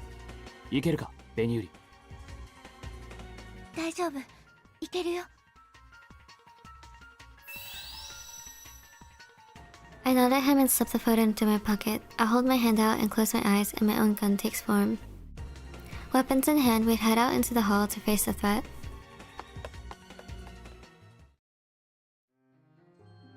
ただいま。かけら見つかったよ。ただいま戻りました。紅ユリ。ああ、おかえり二人とも。お疲れ様。Oh, he's shorter than Kaguya. I guess Kaguya has just the oldest TM. こっちにあるよ。使う？どうぞ。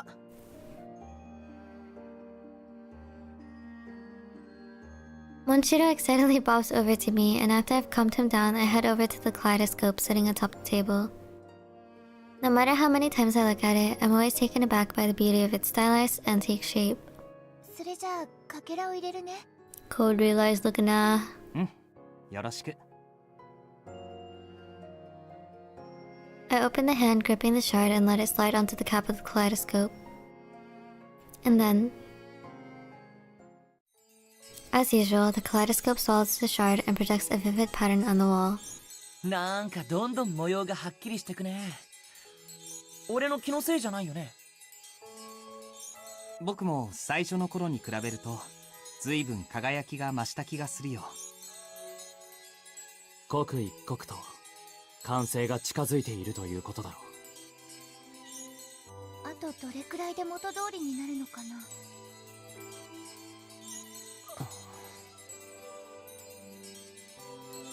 Everyone locks their eyes on the kaleidoscope. How many days have passed since we came here? It has to have been way more than a month. I suddenly start thinking about the real world. Has no one been keeping track of the days? If time passes in the same way here, it means months will have gone by in the living world. If being almost dead means that we're all comatose. After all this time, our families must be worried sick. Even in just a week, a whole lot can change at school. We'll probably have started studying something else by now. What'll happen if all my friends move on?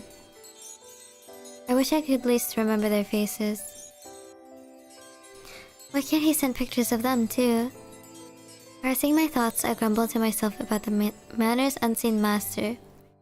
Your friends are around you. I forgot about that interesting photo I brought back with me. She just straight up stole. ねえ日陰くん、さっき見つけた写真なんだけど。写真？なになに？ベニユリちゃん、なんか発見したの？うん、書斎の棚に置かれてたんだけど、この写真だけ新しかったの。誰私もまだちゃんと見てないんだけど。誰見せてくれ。I extract the photo from my pocket and place it on the table. All at once, the whole group looks over at it. これは誰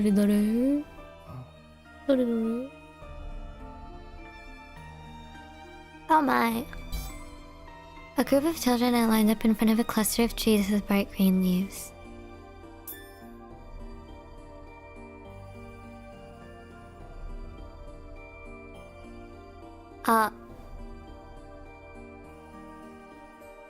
Monshiro isn't here.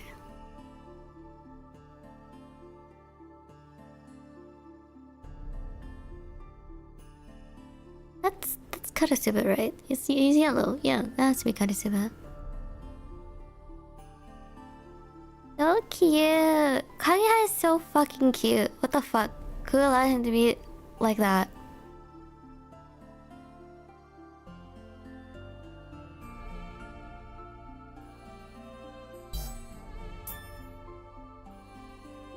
Each of them is smiling, seemingly excited at the thought of the adventures awaiting them. They're dressed to go camping. みんな楽しそうだね。小学校の遠足かな。え？この写真って。どうしたの、影葉さん。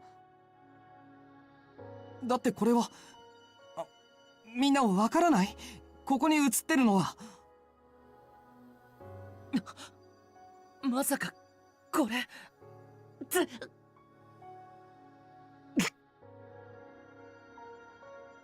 What the? Why are they all grabbing their heads like they're in pain? What's wrong with this photo? Oh, you dumb as hell. I look at it once more. I take my time looking it over, trying to figure out what it is they're talking about. I look over each of the children's faces and then I see it. Their smiling faces look familiar.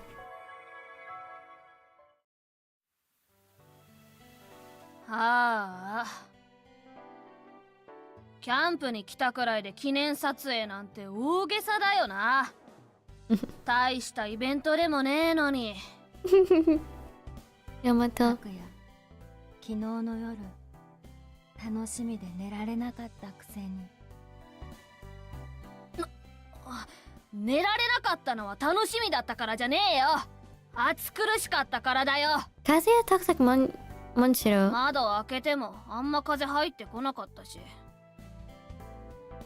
ああ、もう暑苦しいよ。ギャーギャーわめいてないで静かに並べばいいのに。あーき、聞こえてるぞ。俺耳は超いいんだ。お前も耳がでかくなれば聞こえが良くなると思うぞ。いたたたたた、やめてよ。耳引っ張らないでよ。ほら、喧嘩しないで。早く遊びたいならちゃんと言われた通りに並ばなくちゃ。あ、愛ちゃんは女の子だから前ね。ほら、遠慮しなくていいからこっちおいで。 How did this girl have a harem like right from preschool? それじゃあ皆さん取りますよ。1たす1は2。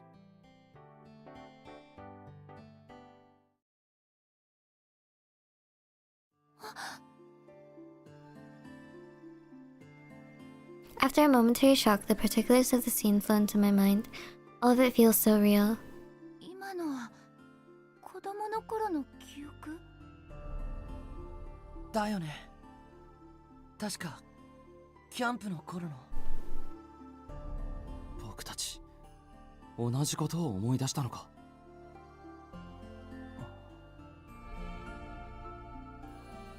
A few moments pass, and eventually the pain subsides, and we all look up at each other. I remember now, it was a summer camp with the regional children's group. We took a bus to the campground near the lake, and then we took a group picture when we arrived. Why would there be a photo of that here? Actually, more importantly, あきちゃんそうだよね。カラスバくんが私の知ってるあきちゃんだよね。愛ちゃん。やっぱりそれでなっちゃんに和也くん。うん、そうだよ。あ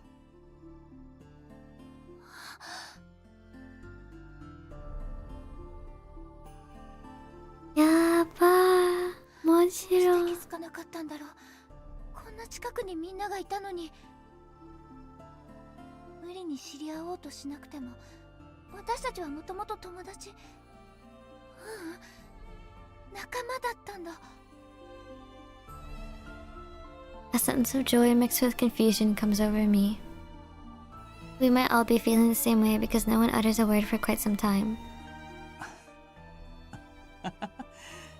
なんだか不思議だね。ずっと初対面として接してきたから今さらどうすればいいのか。本名で呼ぶ方がしっくりくるのかな。Yeah, what do we do now? ここにいる間は今のままでもいいんじゃない？なんか今更って気もするし。それもそっか。今の呼び方に慣れちゃったもんね。うつしおに戻って本名で呼び合うのを目標にすればかけら集めももっと頑張れるよね。Zephyr Monshiro. What's wrong with them? They look so depressed. どうしたの？せっかく嬉しい記憶が戻ったのに。嬉しい記憶って君キャンプの時のことを思い出したんじゃないの？思い出したよ。バスでキャンプ場まで行って写真を撮ってもらって。それからその後のことは？その後って普通にいつも通り遊んだんじゃ。あれ？そういえば何をしたんだっけ？記憶が不完全なんだな。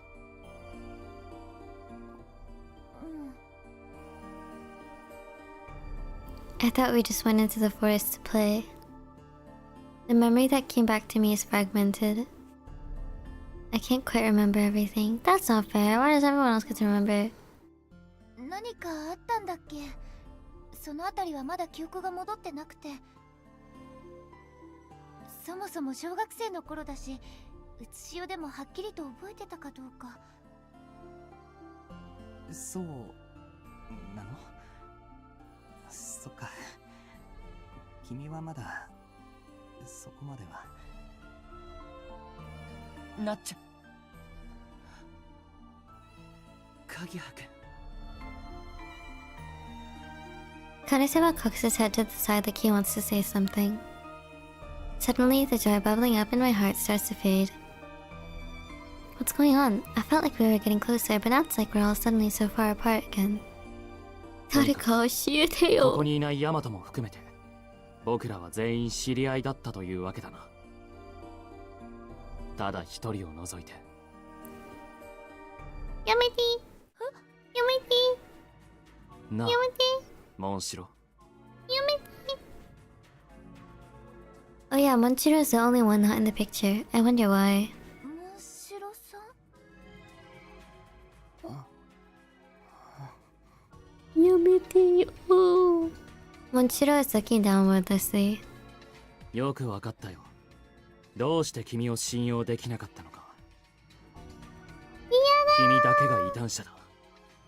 僕らとは違う存在。やめてよ。異端者ってそんな言い方。僕は状況から判断できることを言っている。君の記憶にもモンシロの姿はどこにもないはずだ。違うか、ベニユリ。それは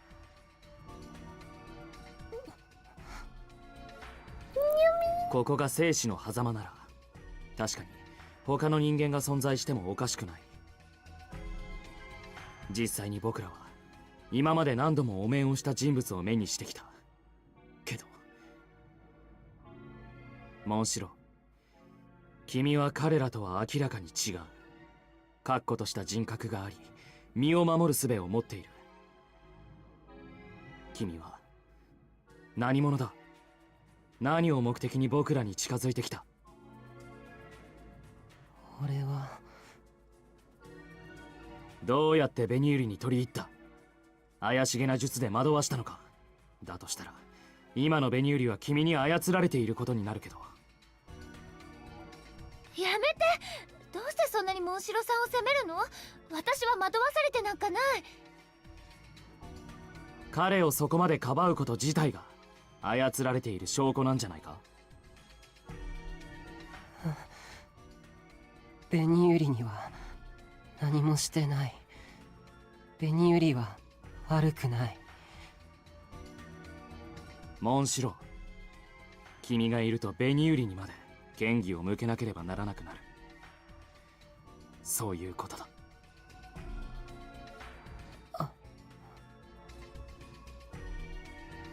As Hikage presses him relentlessly, Monshiro falls silent. I swear to God, if you make him leave, I can't let this go on. でもモンシロさんは私たちを助けてくれた。一緒に生活だってしてたんだよ。ここで会ったっていうだけで仲間だってことには変わらないじゃない。仲間か。君は僕らとつい最近出会ったばかりのこの男を同列に考えているのか？そんな注意つけられないよ。どうして日陰くんモンシロさんを邪険にするの？彼がいると調和が乱れるからだ。それはモンシロさんのせいじゃない。私たちの心の問題だよ。そうでしょ、影谷さん、カラスバく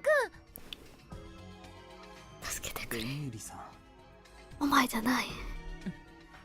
カラスは頼むから。待ってるの？頼むわ。二人も彼を認める気はないんじゃないか？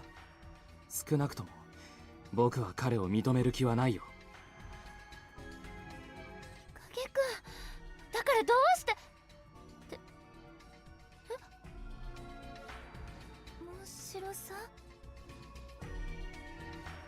As my voice grows more heated, Monshiro pulls out my sleeve. 喧嘩しないで。ごめん、ベニユリ。やめて、謝れない。モンシロさん。ごめん。His shoulders droop and he returns to his room. Oh no, he sounded so sad. What now? I was so happy to realize I'd been reunited with my childhood friends that I didn't stop to consider how he might feel about all of this. モンシロさん。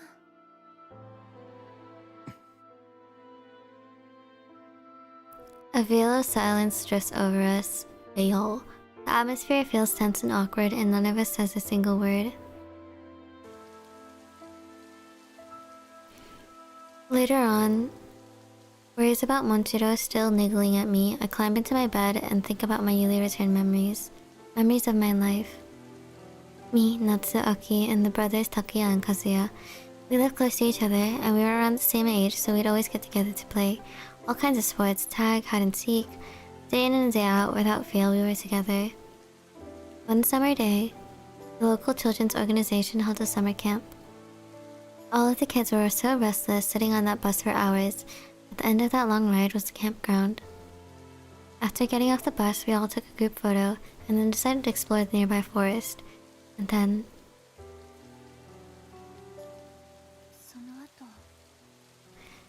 Vertigo, I hope Monster doesn't leave just in the night. I hope he doesn't leave. My memory cut short there, I can't remember anything past that. Considering the way everybody reacted, something must have happened. Not fair to keep it from Benny. I can tell it's not something good, but... I've got a bad feeling about this. I want to know what happened, but once I find out, there's no turning back. I just have this feeling. A feeling that all of our relationships will be changed. If I think about it from a different angle, I'm the only one who seems to have forgotten something extremely important.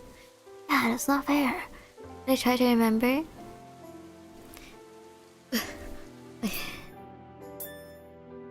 I can override this one because it was just a bad ending.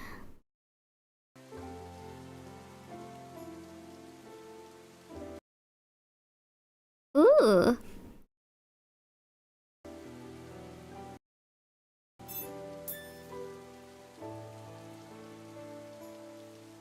Apparently you can only unlock that if you do the short stories. Interesting.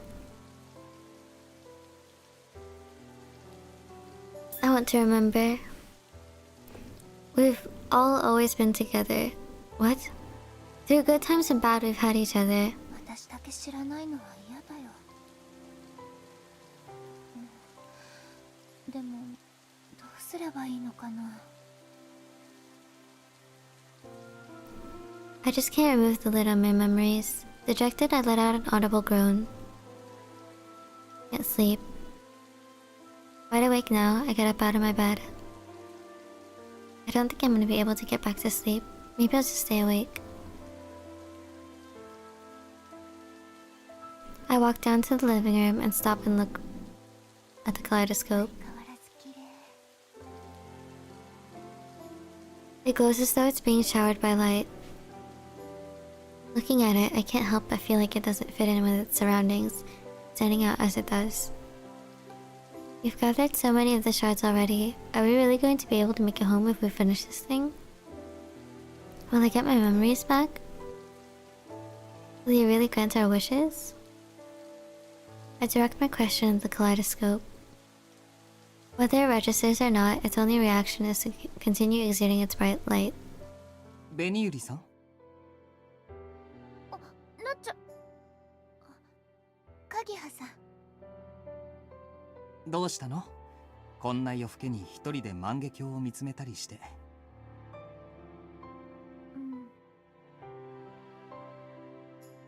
Kageha comes down from the upper floor and makes his way over to me.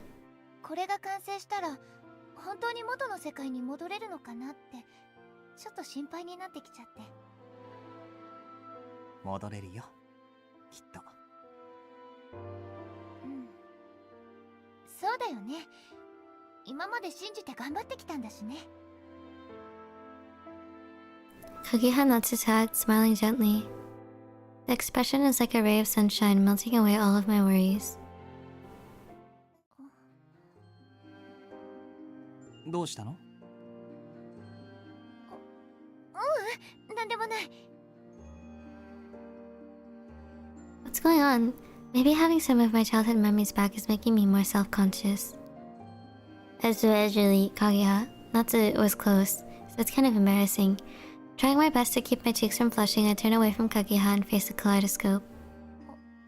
そういえば、ここに来た時に記憶をなくしたってことは反対もあるのかな。反対？う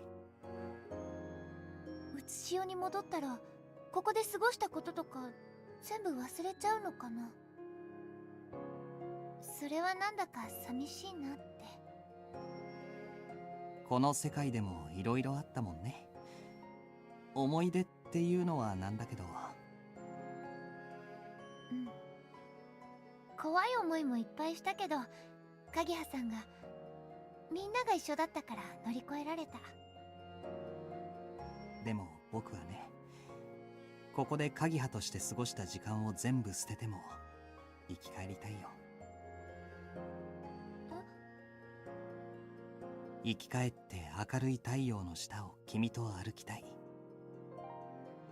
子供の頃みたいに一緒に勉強して一緒に遊んで同じ時間を過ごしたい。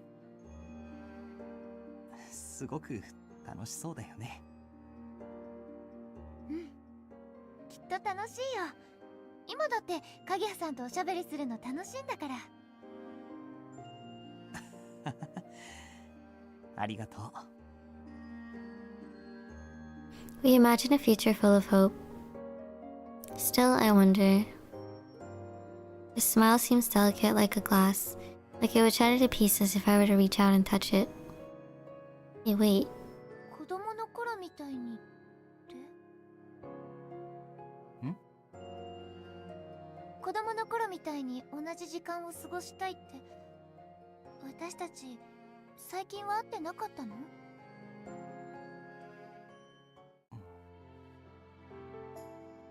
小さい頃は近くに住んでたけど、今の学校は別々だった？鍵葉さんは全部思い出してるの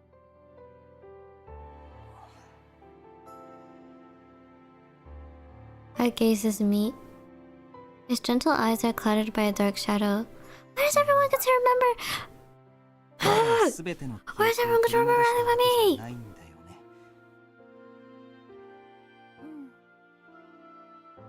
なら僕からは何も話さない方がいい気がする。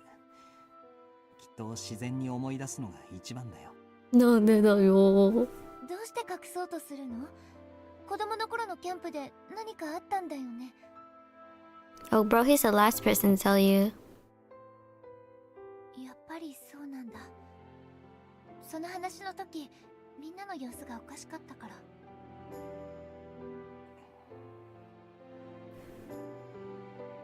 He neither confirms nor denies my suspicion. That alone is my answer. Kageha is always trying to protect me. But right now, the distance between us hurts. It's like I'm not on the same level as Kageha and the others. You aren't. Why can't I remember? Why only me? For real? My face feels hot and tears start welling up in my eyes. 誰か教えてよ。Oh no, why am I crying? I turned my back to Kageha, trying to hide my tears, and in the next instant... I remember, this has happened before. That first night when I got some of my memories back. Kageha brought me hot cocoa when I was crying. What was it he said back then? ベニユリさんは素直で可愛い。Not that. 君はやっぱりだね。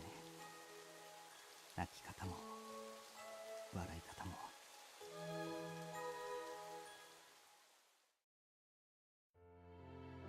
He had already remembered me. 鍵葉さん、あの時から私のこと分かってた？なんとなくね。君が大事な女の子だってことは分かってたよ。女。昔した約束は思い出した？昔した約束？それも記憶にないかな。Wait, could he be talking about... 結婚の約束のこと？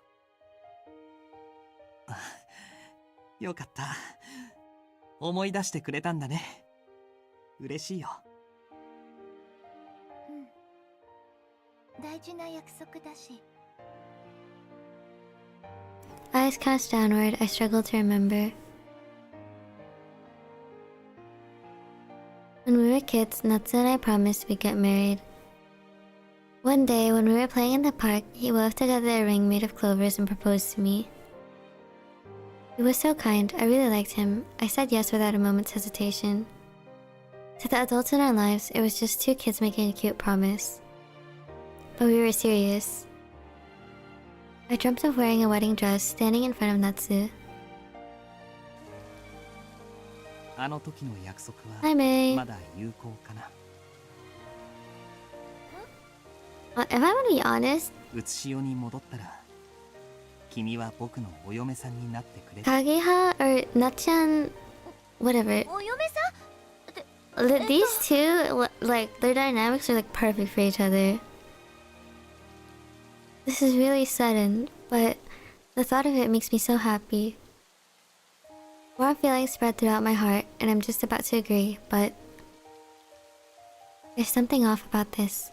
Like, there's a chunk of glass stuck in my heart. Now that we're all grown up, though, what exactly is our relationship to each other? Could there be someone else in the world of living? Someone else I'd call my lover? Oh my god! Benny! What kind of life did I lead before I ended up here?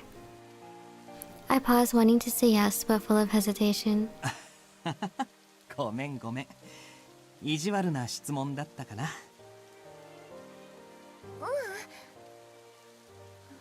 ごめんなさい。私。 Oh my gosh, it's just cheating on him low key. うん、わかってる。僕はただ知ってほしかっただけだから。 Okay, so you want to acknowledge the 大事に思ってるって。 You want to acknowledge the promise, but not what happened after summer camp, please. いつか叶うといい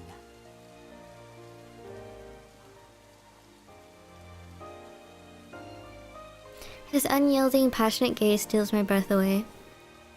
My heart starts racing and my cheeks start to get hot. I wonder if he's considered the Osana Najimi in here. Even after 10 years, he still feels this way. I wonder. Did I feel the same way about him? Oh my god. I want my memories back. I was so caught up in my worries earlier. But now, I want to remember for his sake. こんな時間に2人で何をしているんだ？結婚話。日陰くん、こんな遅くにどうかしたの？こちらのセリフだよ。人の気配があったから様子を見に来ただけ。 Oh my god. I was gonna go into his route. イチャつくなら人目のないところでやってくれないか。今を占拠されると迷惑だ。 I was gonna do his route like right after this, but he's pissing me off right now. 誤解だよ。私たち別にそんな。ねえ、影葉さん。違うの？は？違うでしょ？違うのって、そう聞かれるとどうにもこうにも。 His question is completely innocent.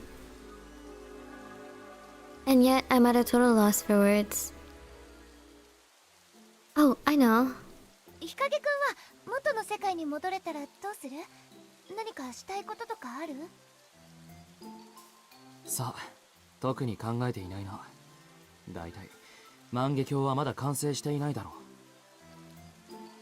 そういうのは早すぎるんじゃないかな。日陰くんってば夢がないな。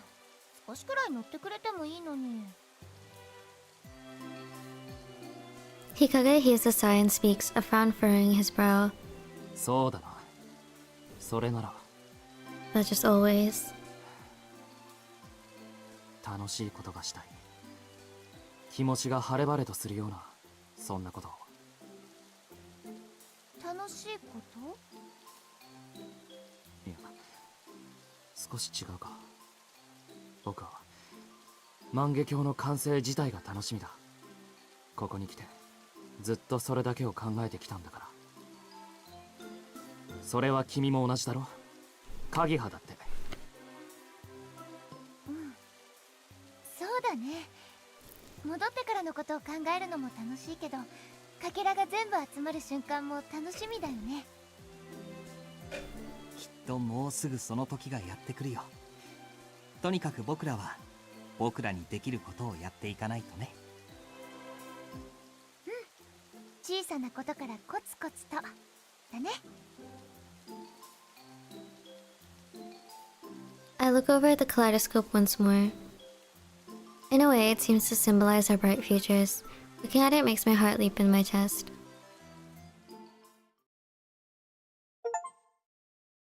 Childhood friends. Achievement I just got.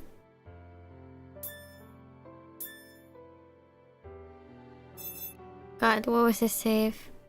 Let's just save here. I don't remember what that was. Okay, I'm on chapter 5 now.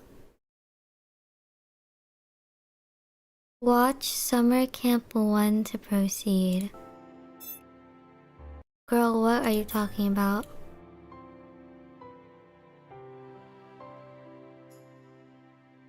Where is it? Good lord. Oh, I can unlock these.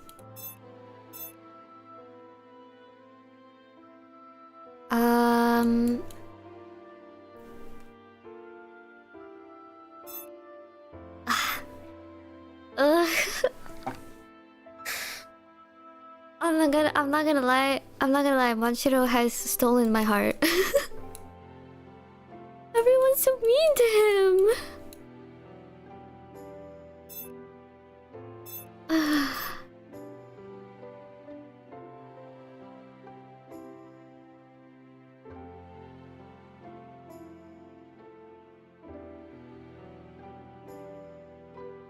Okay.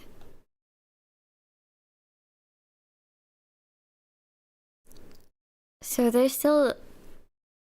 You have to go through chapter 5 into chapter 6. There's still a lot. Still a lot of the common room. Okay, let's do some of these because it was supposed to happen around this time. Let's do... I'm gonna treat myself and do Manshiro episode. Fighting. Girls are fighting. Things have become strange ever since Manshiro came to live in our hideout. It's not strange in a bad way, but it is a little embarrassing.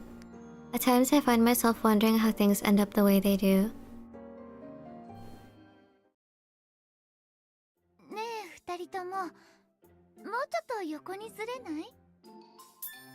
Are they squishing her? 向こ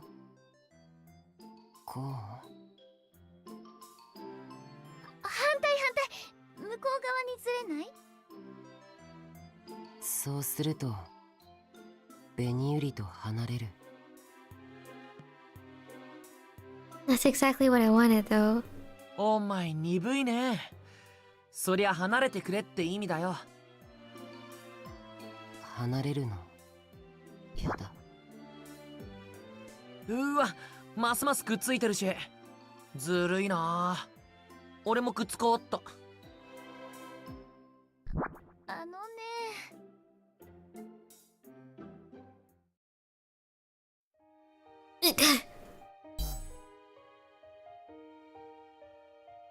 Thanks to Monshiro's lack of appreciation for the concept of personal space, not even Karasuba is trying to draw close to me. What is... hold on. What is even going on over here? Hold on. Where is Monshiro?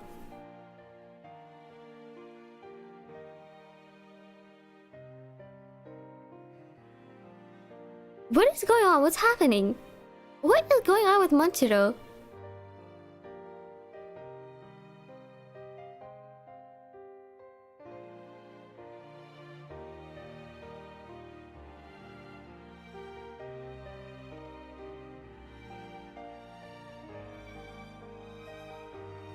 Oh, I see. Okay. Here's his face. Okay. Here's his face.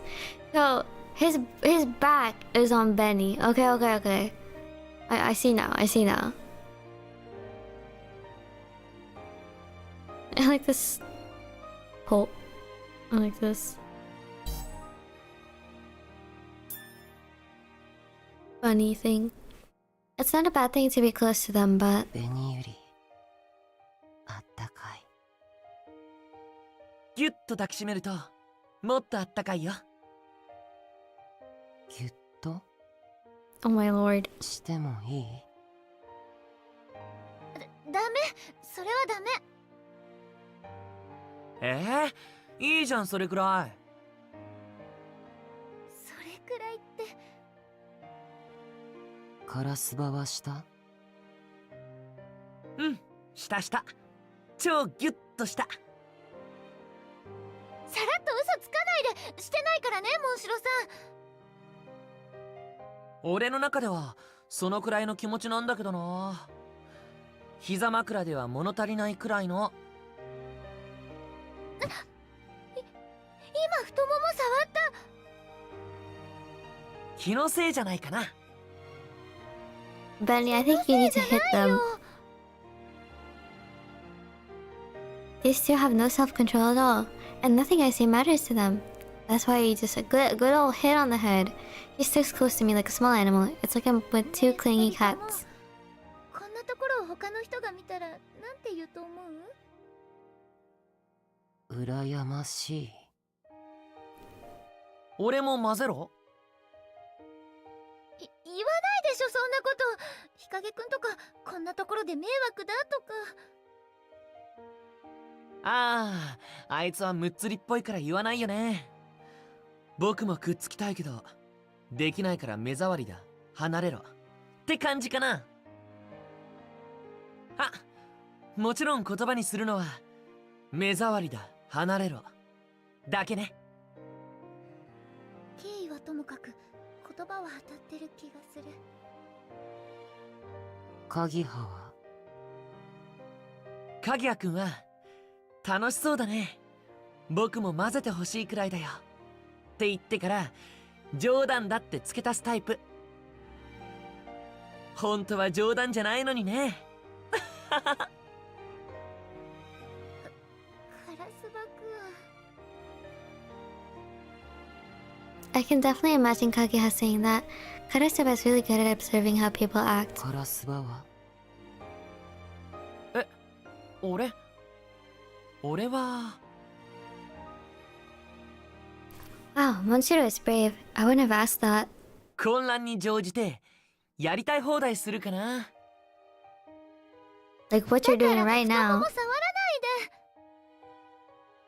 で。だって質問されたからさ、しょうがないじゃん。実際にやる必要はないと思うんだけど。やりたい放題する。What is going on? モンシロさん、私の肩に頭を乗っけて寝ないで。落ち着く。そういう話じゃなくって。いいな。俺もそれやりたいな。柔らかい太もももいいけど。変わる？うん、そうしよっか。Oh my god! They're partners in じ crime! ゃあこのままでいてってことだよね。膝枕を満喫しようっと。離れてくれるの They're tag teaming this! なんか面白いことがないと離れる気になれないな。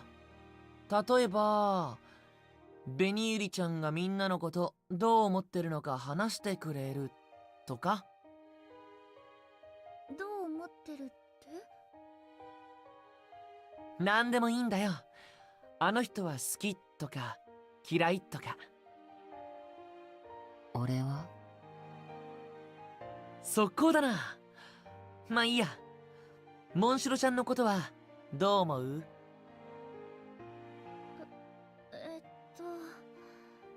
モンシロさんは狐のお面の人。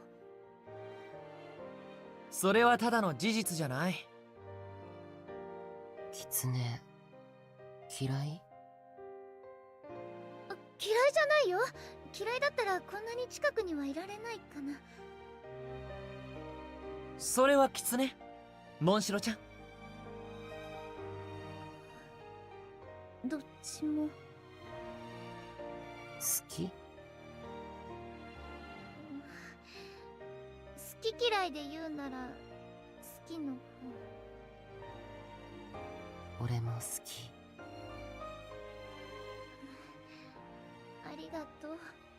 I'm in the common route, right? I'm in the common route. Monchiro is rubbing up against me. I'm glad he looks so happy, 見せ but つけられたな。でも嫌いだったら近くにいられないってことは俺も同じ扱いでいいんだよね。紅ゆりちゃんは俺のこと好きなんだね。嬉しいな。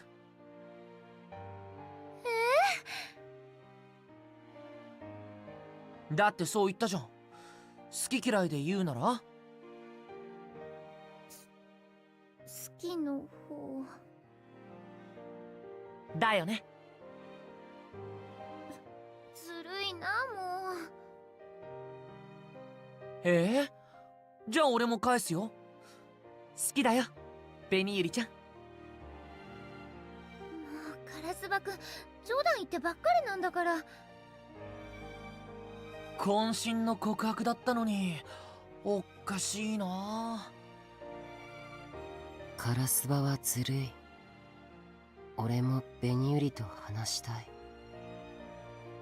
モンシロさんは何の話がしたいの？難しい。何でもいい。何でもいいけど話がしたい he の？ really does talk like Kazuya. モンシロさんってちょっと可愛い。モンシロちゃんの方がずるいじゃん。可愛さアピールでさりげなく懐に入り込んじゃう。可愛さアピール？ほっといていいからね、モンシロさん。そういうこと言っちゃう？じゃあ俺は一人寂しく膝枕されてよっと。足を撫で回さないで。だってほっとかれるんでしょ俺。放っておかれたら何でもしていいなんて。もうダメ、おしまい。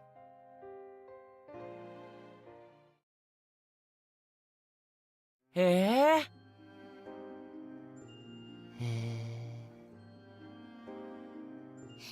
い？二人とも異性にくっつきすぎ。そういうのは特別な女の子にしてください。特別？彼女とか好きな子とか。紅ゆり好きだけど。俺もそういう軽いのじゃなくて、すごく好きでご飯も食べられないとか夜も眠れないとか、そういう感じの。基準が乙女だな。少女漫画みたいな感じ。乙女なので仕方ないんです。紅ゆりはそういうのある？私の話はしてないの。いや重要でしょ。どうなの紅ゆりちゃん。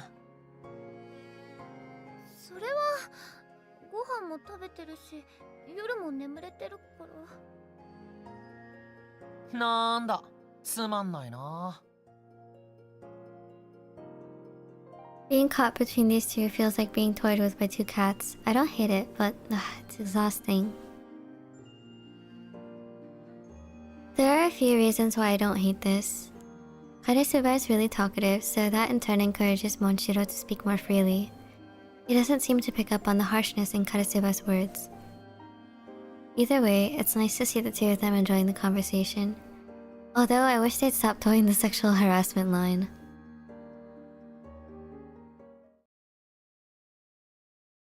And he's too nice.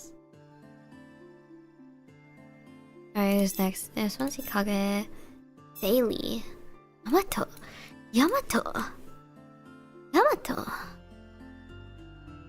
What does this butterfly mean? Oh, does it stand for Benny? Yeah, it has to. Okay.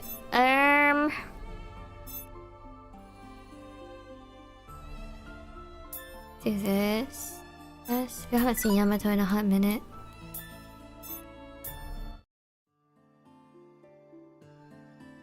I think it's been a number of days since Yamato turned and I started coming to visit him in the greenhouse. However many days it has been, Yamato seems to have gotten used to things. He appears to be more relaxed now. I start to wonder if this new, more mild Yamato is what he's really like, and yet, at the same time, I start to feel a little awkward because I get the sense that I know him really well. Oh, was this before they found the photo? I walk down the hallway filled with the scent of the rain. Monchiro leads me as always. It feels as though we could be attacked by the monsters at any time, but that feeling gradually subsides as we approach the greenhouse. We made it safely once again. 化け物出なくてよかったね。出てきても大丈夫だけど。モンシロさん強いからね。でも無理はしないでね。わかった。He nods and takes a step towards me. どうしたの？何の匂い？Was he smelling me? このお菓子の匂いかな。香ばしい匂いでしょう。貯蔵室で見つけたの。すごく甘さ控えめのお菓子なの。美味しそう。そうだね。甘くないお菓子だからみんなよりヤマトくん向けだと思ったけど、見たら食べたくなるよね。うん、食べたい。じゃあ今日は3人で食べよっか。きっとヤマトくんも喜ぶよ。Ever since Yamato started living in the greenhouse, he rarely eats with anyone besides me. I'm sure he would be happy to share with Monchiro. With that thought in mind, I opened the door. Once I enter the greenhouse, my eyes meet Yamato's. It looks like he's been waiting for me. 今日はモンシロも一緒なのか？今日はね、お菓子を持ってきたから、それをみんなで食べようと思って。それは別にいいけど。どうかした？あいつ、すごい速さで蝶を追いかけていったぞ。いいのか？ I turn around and realize Monchiro is gone. I'm surprised at how he's able to disappear without a sound. モンシロさん、一緒にお菓子食べようって言ってたのに。そのうち戻ってくるだろう。たまにフラッとどこかへ行ったりしてるが、気がついたら戻ってき Can't て tell る if he's a cat or a dog. でも I'll feel bad if we start eating without him. で、菓子ってのは何なんだ？甘いのか？あんまり甘くないお菓子なの。だからヤマトくんも食べられると思うんだけど。そうなのか。じゃあ食べられそうだな。やっぱりモンシロさん探してくる。おい。I end up putting down the food and running after Monchiro. Parting the greenery as I go, I realize just how unexpectedly large the greenhouse is. He said he was chasing the butterflies, so maybe this way? I see a cluster of white butterflies, but Monchiro is nowhere to be found. Some sort of white fog appears and blocks my vision. The heck? In my surprise, I stop moving. Something hits me on the back of my head. I look on the ground and see a flower bud. I look up once again and see Yamato running towards me. 焦りすぎだっつうの。話ぐらい聞いてから行けよ。ヤマトくん、これ投げたのヤマトくん？ Oh, he threw something. Oh, okay. そうだけど、呼んだのにお前振り向きもしねえから。やっぱりなんで投げるの？声をかけてくれればいいのに。なんでって。Something feels off. ぼさっとしてるお前が悪い。だいたいお前俺に会いに来たんじゃねえのかよ。Yeah, Yamato says it, a slight laugh escaping from him. My lips curl up into a pout. そうだけど、モンシロさんのことも Yeah, this feels more like a Monshiro episode. 俺に会いに来たんだから俺のこと気にしろよ。違うか？でも、そうじゃなくて。It's not just this conversation. Something in the back of my mind is telling me everything is off. It hurts my head. どうした？なんだろう。これと同じようなことが前にも。Like, the UI is weird.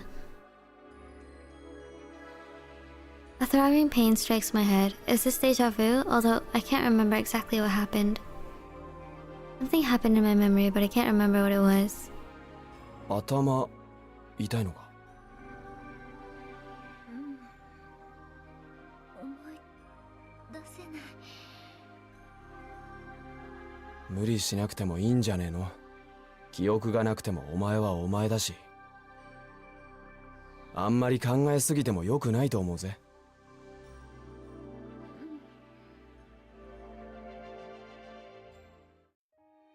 Before I know what's happening, Yamato is gently patting me on the head in a comforting way.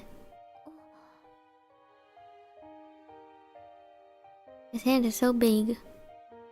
He stays silent as he continues patting me on the head. He's trying to comfort me, so I can't bring myself to stop him. It's not that I don't like this, it's just embarrassing to be like this. I look to the ground and see the flower bud again. It seems to have fallen before it could bloom. このつぼみ、白い花だし、口なしかな。口なし? Yamato finally steps away from me. 何のつぼみなのかは知らねえけど、あっちにたくさん咲いてた。He points towards a cluster of white flowers growing together. The large, neat flowers feel somehow familiar. 本当だ。あの花は口なしだよ。いっぱい咲いててすごく綺麗だね。口なし。Interesting.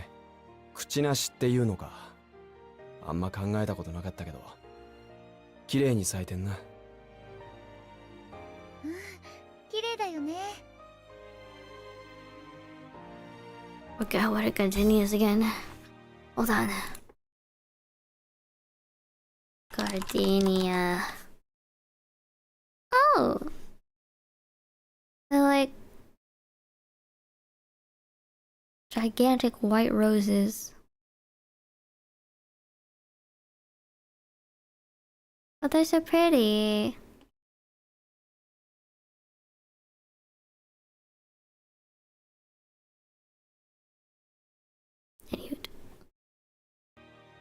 I look over again and then realize what's bothering me. I'm surprised I never thought of this before. ここの植物って誰かが手入れをしてるわけじゃないよね。なのにいつ来ても緑が生き生きしてるし、花は満開って感じだよね。うん。そうだな。I turn my head to the side, wondering. Yamato seems to have something on his mind. He then turns to look straight at me. I wonder if I was too obvious in changing the subject. ヤマト君、何か。ん？あ、いや。お前ずいぶん髪が伸びたよな。Really? 髪？別に変わってないと思うけど。Our bodies stopped changing once we came here, as if time itself had stopped. My hair should be growing, but... 今ならリボン似合いそうだよな。リボン？なんでお前が知ってんの? Yamato reaches for my head once again. Why does he know that? But this time he simply takes hold of a lock of my hair and touches it as if checking something.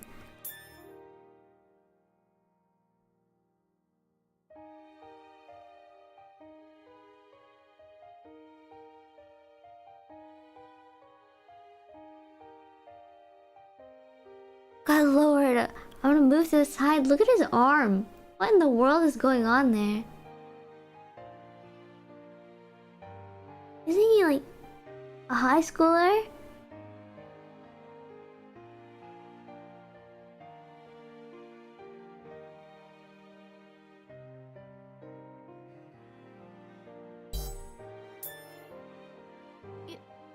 ヤマトくん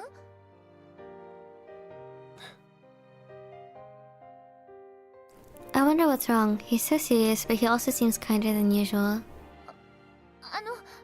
He must have gotten his memories back faster than everyone else, and that's why he fell into despair. なんでもねえよ。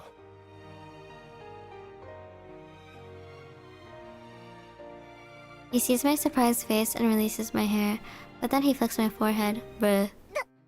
もういちいち乱暴だよ。そんな痛くねえだろ。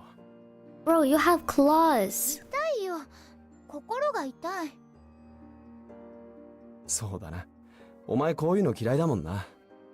気をつけるよ。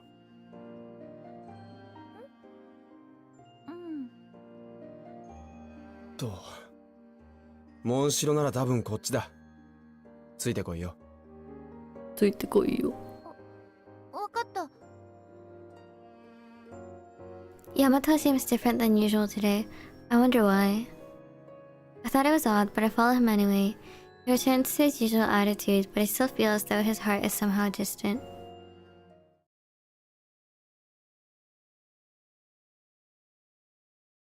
たく、手間かけさせやがって。俺のこと探したのか、紅百合。だって一緒に食べるって約束したでしょ。優しい。優しいじゃねえよ。約束しときながら勝手にいなくなるな。話す時間が減ったじゃねえか。ヤマト、嫉妬。は？こういう時だけ妙な言葉使うなよな。嫉妬された。Shit. やめろ。お前は菓子でも食ってろ。What a relief, the regular Yamato is back. As he continues to berate Monshiro for disappearing so suddenly, Yamato eats a bunch of the sweets. He seems to like them. Things are certainly a bit livelier than usual this evening. It makes me happy to see a side of Yamato that I don't know, but there are still times when I don't understand his feelings. He's usually very forthright, so I can't help but be confused by situations like the one today. It might be impossible to fully understand others, but at least among our group of friends, I'd like for us to understand and share our feelings with one another. Is it selfish of me to want that?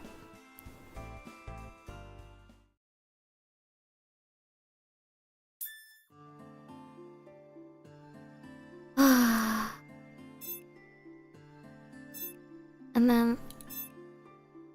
Oh wait, Benny is not in this. I think they're gonna fight over her again.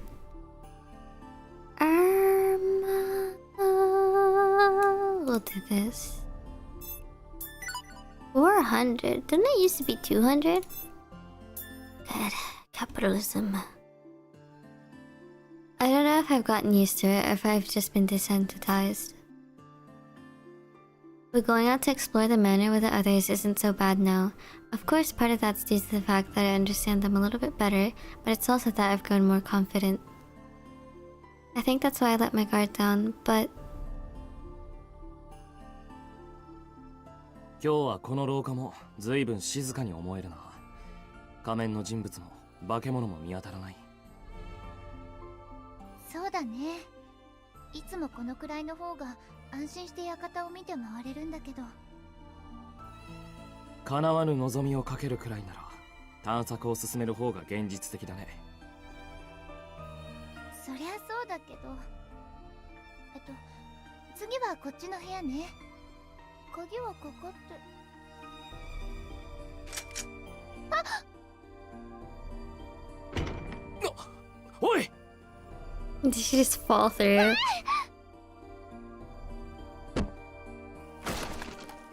What's happening? I thought the door was locked, so I put all my weight into it. Oh, okay, so she just fall into it. It immediately flew open and I fell straight into the room. Hikage tried to help me, but...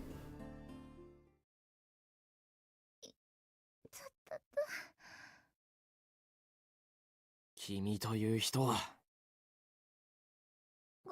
ごめん。何壁ドンえ、違う。You got done.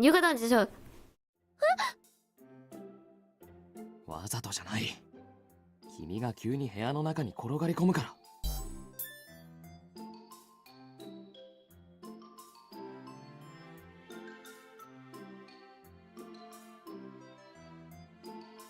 He's blushing. わかってるけど。 He tried to throw himself between me and the floor and ended up toppling over with me. While we were going down, I grabbed at a nearby shelf and accidentally made a bunch of stuff fall down in front of the door. なんと言ったらいいのか。たかだか部屋に入るだけでどうしてこんな状況になるんだ。器用だな君は。ごめんなさい。私もこんなことになるなんて思ってもみなかったし。まあ当然そうだね。分かってはいるけど、この体勢も思ってもみなかったことだからな。それも分かってるよ。He cut his face as red as mine. We're so close he couldn't hide it if he wanted to. Considering his position, there's not much we can do about it. He held on to me tightly as we fell. ちょっと待て、今どけるから。At that moment, part of my head gets yanked. どうした？髪がどこかに引っかかってるみたい。動くと引っ張られて。どのあたり？後ろかな。We try to feel around for the knot, still stuck together. It feels like it's getting worse. My hair is being pulled even more. どこだ？手探りではわからないな。というか、顔が近い。仕方ないでしょ。くそ、なんでこんなことに。I can feel his breath on my face. 自分でやるよ。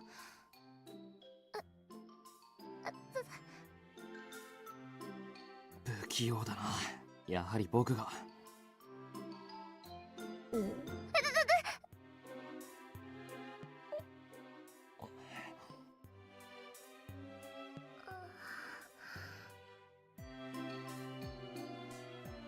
What should I do? It's so tight and he's so close. そうだ。何か刃物持ってない？ A knife. 刃物？引っかかってる髪を切ればいいよ。取れないみたいだし、仕方ないもの。髪を？ダメだ。え？髪は女性の命だろ。綺麗に伸ばした髪をこんなところで無駄に切る必要はない。綺麗？ When he says it's pretty, that makes me kind of happy. でもこのままじゃ。分かってる。落ち着いてもう一度探ろう。僕がやるから。His hand gently sifts through my hair. The feeling of his hand like that makes me feel like I almost can't breathe. I get so nervous when he touches my hair since it's basically a part of my body. I mean, yes, it is. ほどけた。本当？これで動けるはずだ。よし。After he says that, we try to stand up, but when he moves, something falls on top of us. なんか物が落ちてきたよ。なぜこうも邪魔が多いのか。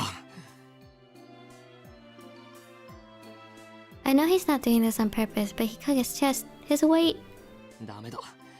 下手に動くと棚の下敷きになりそうだ。どうしよう。さっきの派手な物音に誰かが気づいてくれるといいんだが。Eh? そっか。誰か来てく Oh, れるかな。 there was a third avatar on the thing. I better hurry or I might die from embarrassment. 出なければ困る。このままでは。おい、安易に動くな。I squirm from embarrassment and a heavy dictionary falls.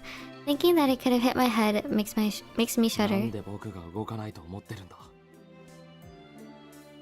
そうなんだけど、この状態恥ずかしくて。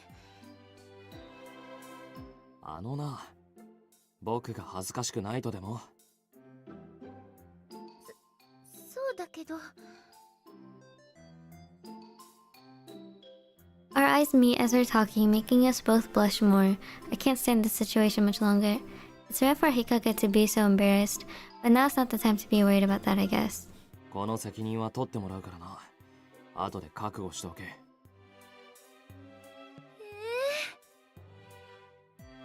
動くなと。Well, yeah, she is the one who barged into this room. Oh my god! Thankfully, the glass is thick so it doesn't shatter. This absolutely sends a chill up my spine. 大変申し訳ないです。猛省しろ。I think I can feel Hikage flexing his arms. He's trying to tell me not to move. 誰か来てよ。変な声色を出すな。僕が悪いみたいじゃないか。日陰くんは悪くないです。だから誰か助けて。そうだ、それでいい。Stuck in this dangerous situation, we make a few pitiful calls for help. Before long, I hear footsteps down the hallway. 誰かいるの？鍵派か。こっちだ。It's Kaguya, we're saved!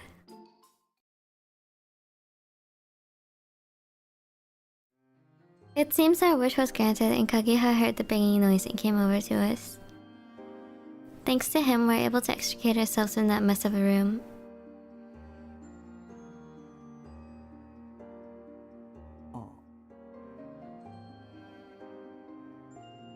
Although it seems as though our positioning has him misunderstanding the situation.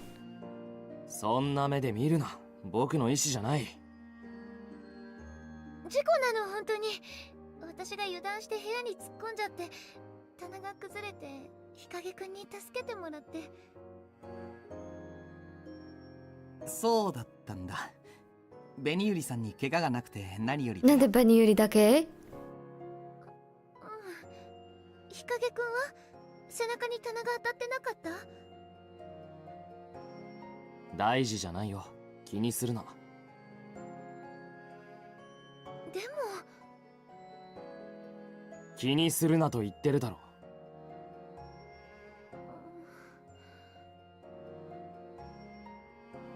Seeing our exchange, Kaguya closes his eyes and mumbles to himself. 頼もしいナイトだね。どういう意味だ？そのままの意味だよ。僕もナイトになりたいものだね。勝手になればいい。そう？じゃあ僕がお姫様を抱きかかえて助けてあげてもいいかな。さっきみたいに。そんないい話じゃないってば。お姫様でもないし。まったくだ。髪は引っ掛けるし、勝手に動いて物は落とすし。そんなピンチを救ってもらったんだね。なるほどな。そうなんだけど、そうじゃないのよ。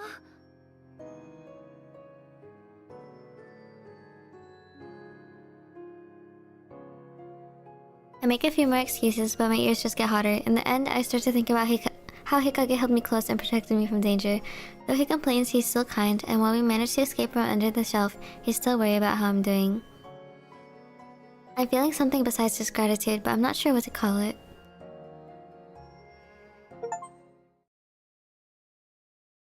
Short episode completion at 50%! Wow. There's also this. Damn, I didn't know there was so much fan service in this game. I thought it was a sad game.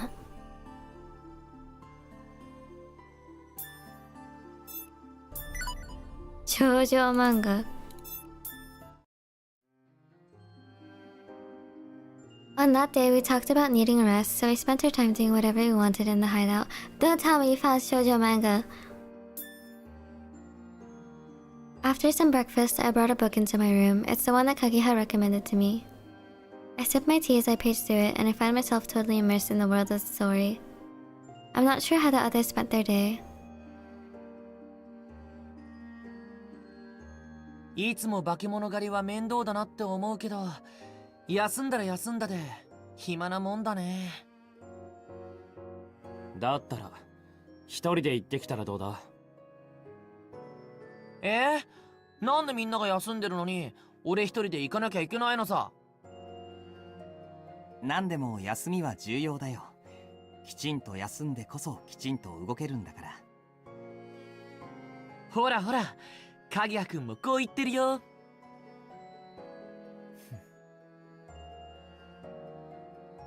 The three of them make idle conversation over some coffee. We have few sources of entertainment here. We've grown tired of reading, exploring the storage rooms, and eating. しかしこの館の主も気が利かないね。本だけじゃなくテレビとかも置いといてくれればいいのにさ。テレビ番組で今日の天気は晴れですとか言ってるのを見るの？それって変な感じだな。この館が普通と同じように時間が流れているのかも謎だな。細かいこと気にしちゃダメだって。とりあえずもっとエンターテインメントが必要だと思うんだよね、俺は。じゃあ倉庫を探してみたら？もしかして何かあるかもしれないよ。確かに。てかさっきモンシロちゃんが倉庫に入っていったのを見たんだけど、あれ何やってんの？さあ、何も聞いてないけど。面白いもの見つけた。なんか怖い。As if summoned by the sound of his name, Monshiro appears, is carrying a book and looks pleased with himself. 面白いもの？なになに？ちょうど今暇してたんだよね。それは漫画かな？ Have I heard this BGM before? The four of them look at the manga volume laid on the table. Looks like they are all interested in something fun after こ all. れ少女漫画じゃない？やたらと絵がキラキラしてるし。少女漫画？何それ？女の子が読む漫画ってこと。男はあんまり読まないの。普通はね。じゃあ俺ダメ？ダメってことはないんじゃない？男でも読んでるやつはいるし、性別関係なく面白い漫画もあるからさ。しかしこの本ボロボロだね。あちこちページが擦り切れてるよ。誰かのお気に入りだったんだろう。この折り目は誰かが意図的につけた跡だ。本当だね。ここから数ページが特に擦り切れて。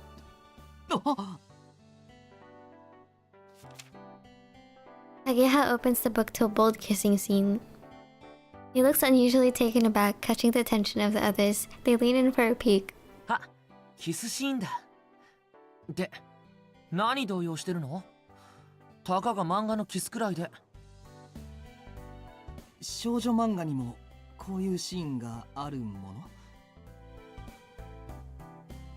そりゃあるでしょ。恋愛にはつきものだし。キスどころかもっとすごいシーンもあったりして。もっとどんな？聞くな、モンシロ。どこかに書いてあるかな。Harusuba flips pitifully through the pages, but Hikage seems disinterested. 探すな。モンシロも追求しなくていい。あった。さっきは教室でキスだったけど、今度は校舎裏でキスして抱きしめながら。ちょっとカラスバくん？何？漫画くらいで随分慌ててるよね。もしかして意外と奥手なの？意外とってどちらにしてもここで解説する必要もないと思うけど。だってモンシロちゃんが知りたいみたいだしね。知りたい。意味が分かってないだけじゃないのか？日陰教えてくれるのか？キス。は？なんで僕が教えなきゃいけないんだ。っていうか誤解を招く言い方するなよ。誤解？何が？キスが？連呼しなくていい。あ、これはすごい。女の子を壁に押し付けて無理やり迫ってるよ。面白い。女の子もまんざらではなさそうだしもしかしてこのくらい強引な方が好きなのかな。これ本当に少女向けの漫画なのかな。絵柄から言って間違いなくそうでしょ。好きでもない男でもキスまでなら OK か。それともこの子に限った話かな。キス嫌いなやつでもできる？そこ食いつくね。まあキスくらいなら男女ともにそこまで重く考えてないかもしれないね。そんなことはないと思うな。僕らよりも女の子の方が神聖視してると思うけど。神聖視？体の一部の接触で大げさな。 What conversation are we having right じゃあ now? 日陰っちは誰とでもキスできちゃうタイプ？ Okay, this type of そうとは言 conversation. ってない。はっ、わかった、ツンデレだ。別にこれくらい大したことないしって照れながらキスしちゃうやつだ。やめろ、変なことを言うな。ツンデレ？それ何？ツンデレっていうのは日陰っちみたいな人のことだよ。別に紅ゆりちゃんのことなんか気にしてないってふりしながら裏ではしっかり心 He 配 just してる straight タイ up プ。 said Benny Yuri. ああ、なるほど。納得するな。こっちは耳を食べてる。 Their interest has moved on to another page with Monchiro pointing at another panel. Don't あ look! これは食べてるんじゃなくて耳たぶを甘噛みしてるんだよ。おいしいの？美味しいかまずいかじゃなくてこうすると相手を近くに感じるじゃない。だから愛情表現の一つというか。そこまで丁寧に説明する必要あるのかな。 Well, そんな yes こと言う and なら no. 自分で説明してよ。 Yes, because it's Monchiro. 僕が？うん。だってモンシロちゃんは知りたいらしいよ。その知らないということはまだ早いってことだよ。まだ早い？じゃあ鍵派はしたことある？そういうのはプライベートだし、あれこれ他人に言うものでは。じゃあ紅ゆりに聞く。やめようよ本当に。おい、お前が余計な話をするから。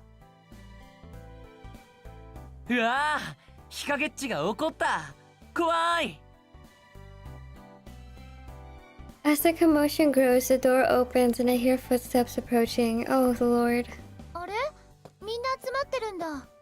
何の話？あ、紅ゆりちゃん、おいでおいで。来なくていい。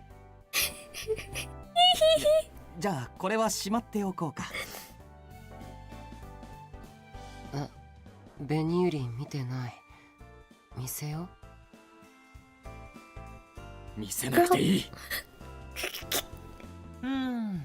どうしよっかな。迷っちゃうな。紅ゆりちゃんの反応も見てみたいところだけど。Button up, it's cold. 気になるんだけど。どうしよっかな。紅ゆり面白い。面白くない。しまってこい。じゃあ僕が片付けてくるから。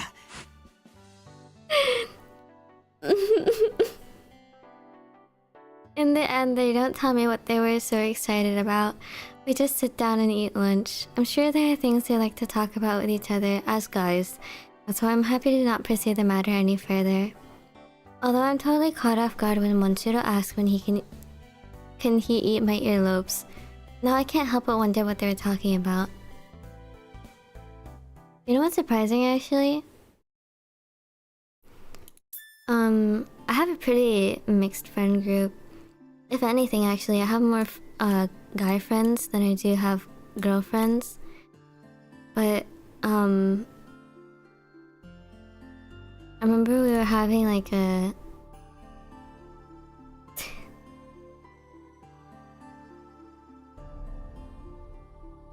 what are you doing? Like we were just having like a movie night, I think, like at home. And my female friend just like asked the question to just literally everybody in the room. It was her and me and two other guys, and she was like, "Hey guys, like, what kind of person are you?" He was like, "Yeah, I guess ass or tits or thighs." And I was like, "What the fuck prompted this?" Anyways.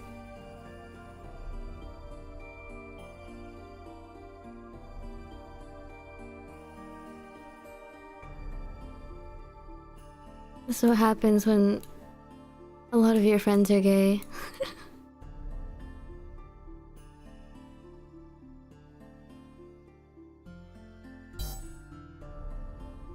There's nothing else, right?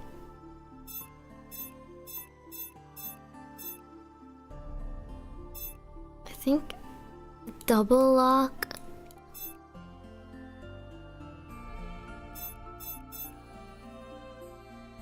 Damn, this one's triple locked. Shit.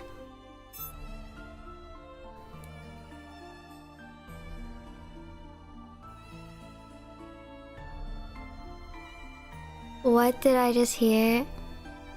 I don't know. What did you hear? My friend is crazy? Not really. I was just trying to prove a point that like women can have quote unquote guys talk as well. It was really funny because only she answered and then only one other guy answered. And then me and the other guy did not answer. we just kind of like fucking looked at her like she was crazy. Cause it was like the middle of the fucking afternoon. We're about to like start watching a movie and we're just like, why did you ask that?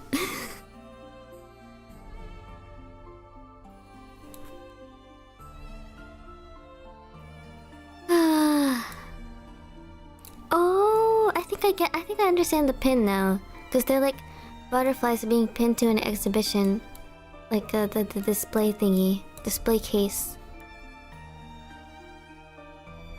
I never understood what the pin meant, but okay. I'm not gonna lie, I can't tell if I'm tired or hungry or both. I like keep drinking water and it's making me hungry. But like I'm already kind of tired. So I think I should just go to sleep.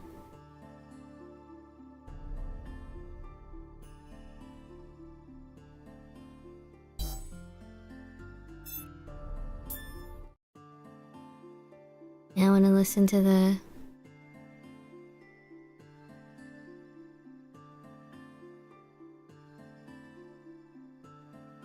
when when I stop the stream, I couldn't come up with a title.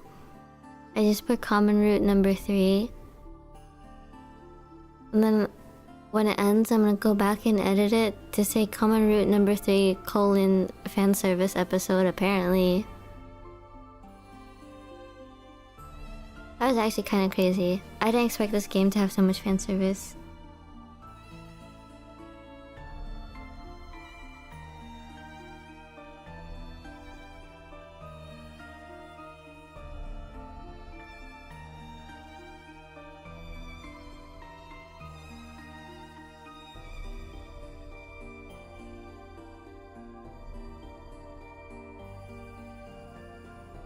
Is the thingy gonna play?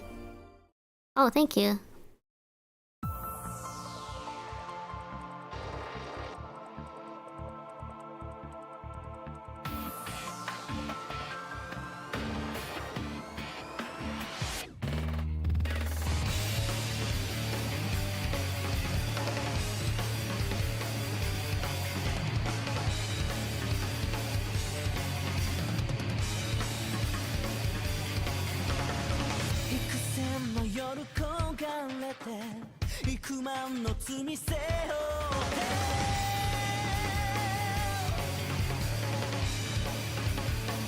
Wait, there's spoilers in here.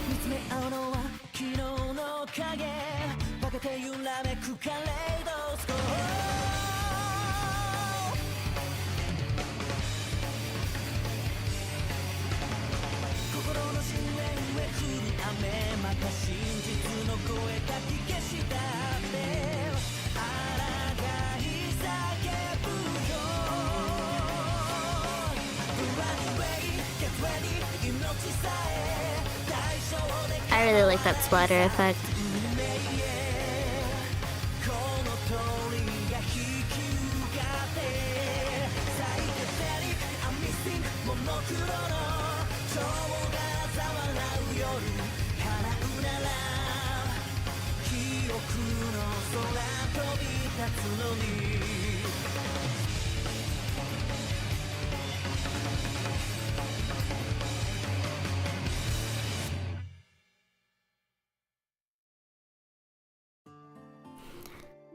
Okay. Oh Lord.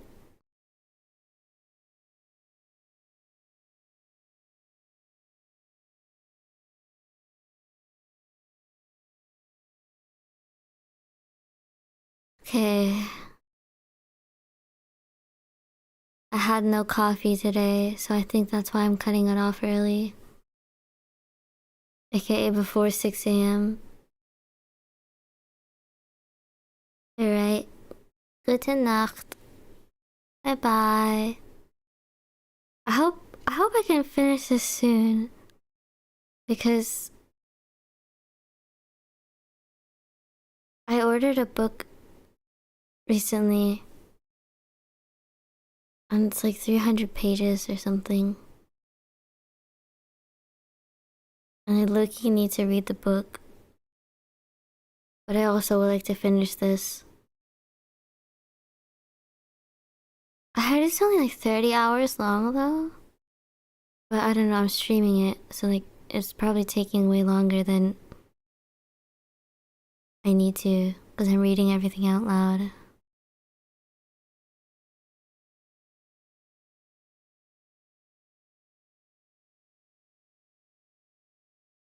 Take at least 20 hours to finish. 30 is typically the average hours it takes to finish a licensed otome game.